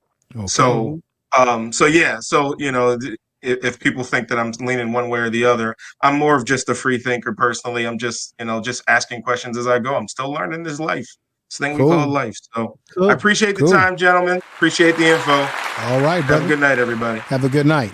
Uncle Stu, let everybody know where they can find you, social media, whatever you want to let the good folks know. Appreciate you coming upstairs and joining. Yes, this is Uncle Stu, the old man on the block, and my YouTube channel is Uncle Stu, the old man on the block. So there, I don't want everybody thinking it's a straight Christian channel where I be preaching. Believe it or not, my channel basically deals with the actual social issues of the day, especially those that's affecting the African American community. I do touch kind of heavily on the dating and self-development aspect of YouTube, and that's exactly where my channel is going. Yes, it's going more towards dating and self-development, and I take deep dives into many of the conversation that is taking place. So I do have those deep dive conversations where I tell men it's okay to say no, it's okay to be okay, it's okay to hurt and get back up, and let's do this again. And I bring other people on where I just do regular interviews. A lot of people like my interviews. So I try to make sure I interview people and everything else. And like I said, I'm building a team in the back. So a lot of my stuff, I'm getting cleaned up and everything else. But we're having those deep dives conversations. Cool. Shout out to Big Bad Bull in the house. Yeah, shout out to Big Bad Bull. And definitely I gotta continue conversation with you. Hopefully get you on the show. Love to interview you as well. No problem. Pick your brain about a few subject matters. I was checking out your channel. I think it was this week. You had a hell of a conversation, a hell of a topic over there on your channel. Well, and much needed conversation. Yeah, I had Chantel Simone, which she did a awesome job. Matter of fact, she stayed even longer than what we had a schedule for. And then I had Alan Obi of We Need to Talk. So I enjoyed the conversation. And whether watching in the bushes or in the chat room, I enjoy it overall. What you have going on over there. So I want to give you a clap and thank you for coming up again. And I'll see you soon.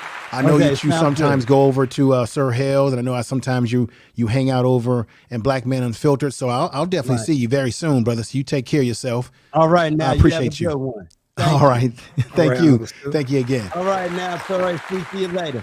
All right. So now we have Tori's Brain Games. We're talking about the Dream Team, everybody. Dream Team. All right, good brother. On fire. On fire. The way you say that is incredible. Okay, let's let everybody know where they can find you, whether it be your YouTube channel as well as your social media presence. Go right ahead, brother. Oh, yes. You can find me on YouTube, Tori's Brain Games. And it's an interactive game channel. If you love puzzles, crossword puzzles, anything that challenges and exercise your brain, we pretty much promote brain health. So that's like the main focus of the channel, just, relaxing and playing, brain games. Also, you can find me on Instagram as Tori's Brain Games, and you'll enjoy the channel. We have so much fun. And that's what it's all about, just promoting brain health and exercising your brain.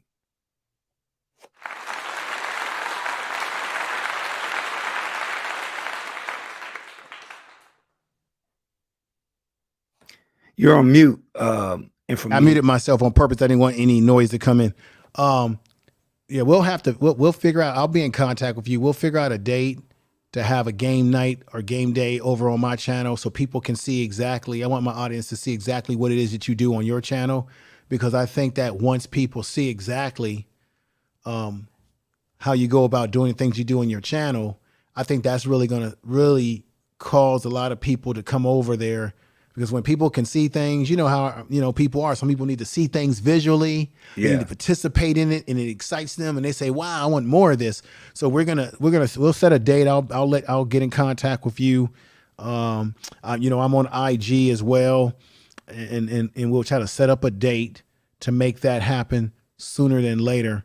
And I want to appreciate you coming upstairs. This turned out to be a really great show. I think it was the best thing I could have done to drop the links to have people come up and give their perspective about YouTube and how you plan and create content. I think it was very rich, which is why I can't wait till I download this and try to see if I can cut it to the point that we were having the discussion and make that a little separate little video that I can drop on the channel. So I appreciate that. Thanks for having me, Infomedia. I can drop down. Hey man, look, no, don't drop down yet. No, okay, man, I'm just, okay. No, I'm not trying to throw you off. No, I didn't think that. I got to end it because I got to tend to my young one. But yeah, I just want to let you know that I appreciate you and what you're doing on your channel. And I want everybody that's in that chat room to subscribe to this man's channel immediately. Okay, immediately, and give him a try. You may really enjoy what he's doing over there on that channel. It's a different change for YouTube content. It's a different change of pace. I think we need to experience all different types of YouTube channels to be very diverse. I think it's important. You know, there's channels that I enjoy watching because they do relaxation, you know, stuff, you know, news. We just need to have a variety. And I think you bring a lot to the table with your channel, which I really appreciate. So with that said, brother, I'm going to get ready to get out of here and give you another clap again. Thank you for being up here. Thank you. Peace to you. I'll see you very soon, brother. All right. So there he is. That's the man himself. Tori's Brain Games. His name used to be Talk with Tori, but now it's Tori's Brain Games. The dream team is in the building. Everybody, thank you for the time that you've given this channel. Share this in your social media. And for those of you who are interested in my other channel, it's called Information Man Show. I go live tomorrow. As you know, there was a situation at Sesame Street or Sesame Place. I did do a video, a short podcast about that, but I have done some research. And tomorrow topic, I'm going to go deeper into that subject matter and show you some things that you probably have not seen, because that situation at Sesame Place is not an isolated situation at all. It is a problem. And we're going to go deep dive with that issue on the Information Man Show. I will convene a panel that let people express themselves, whether we're jumping to conclusions or whether people are being too emotional about it. I want to ask that question. So I'm going to end there because this channel is not about politics. It's about content creation, strategies, and tips to build a better and stronger YouTube channel for yourself.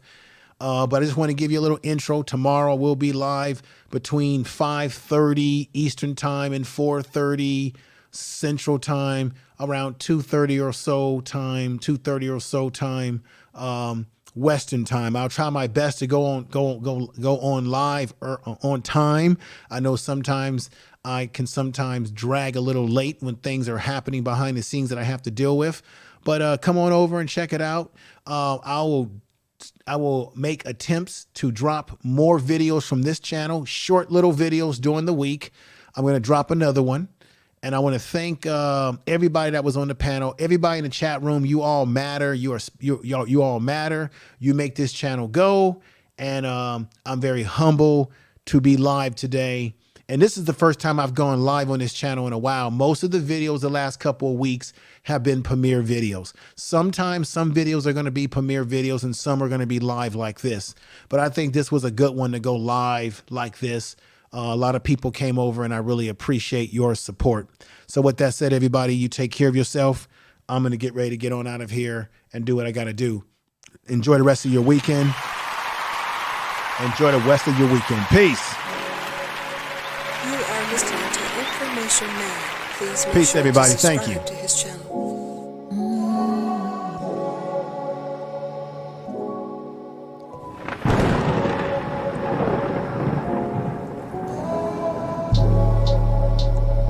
Love is what it is or what it ain't.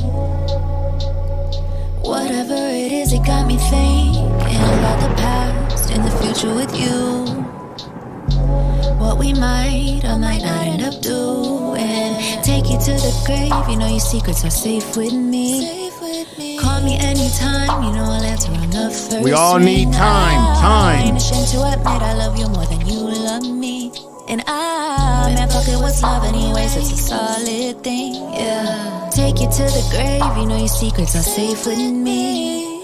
Call me anytime, you know I'll answer on the first ring. Just don't stop calling me. Stop calling me, yeah.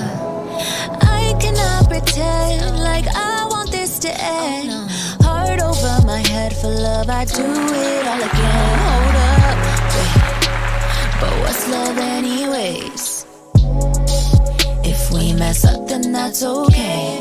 I cannot pretend like I want this to end. Love you, but I wish I could have loved you as a friend. Hold up, wait, but what's love anyways?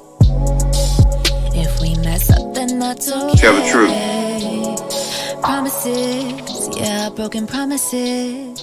And there he's going now. He let go of my heart again. I'm never slowing down, cause it's harder to start again than be lonely and sleep by myself. I won't do it, so show me the poisons. Which one am I choosing? I'll never regret it, I only learned a lesson. Now my heart is a weapon, let's wait for the judge with the sentence. They say time don't apply to love. It took me to the 25th hour to get why that even applied to us. I cannot pretend like I want this to end. Heart over my head for love, I do it all again. Hold up, but what's love anyways? If we mess up, then that's okay. Tell the truth. I cannot pretend like I want this to end. Love you, but I wish I could have loved you as a friend. Hold up, wait, well, what's love anyways? Long as I loved you, it's okay.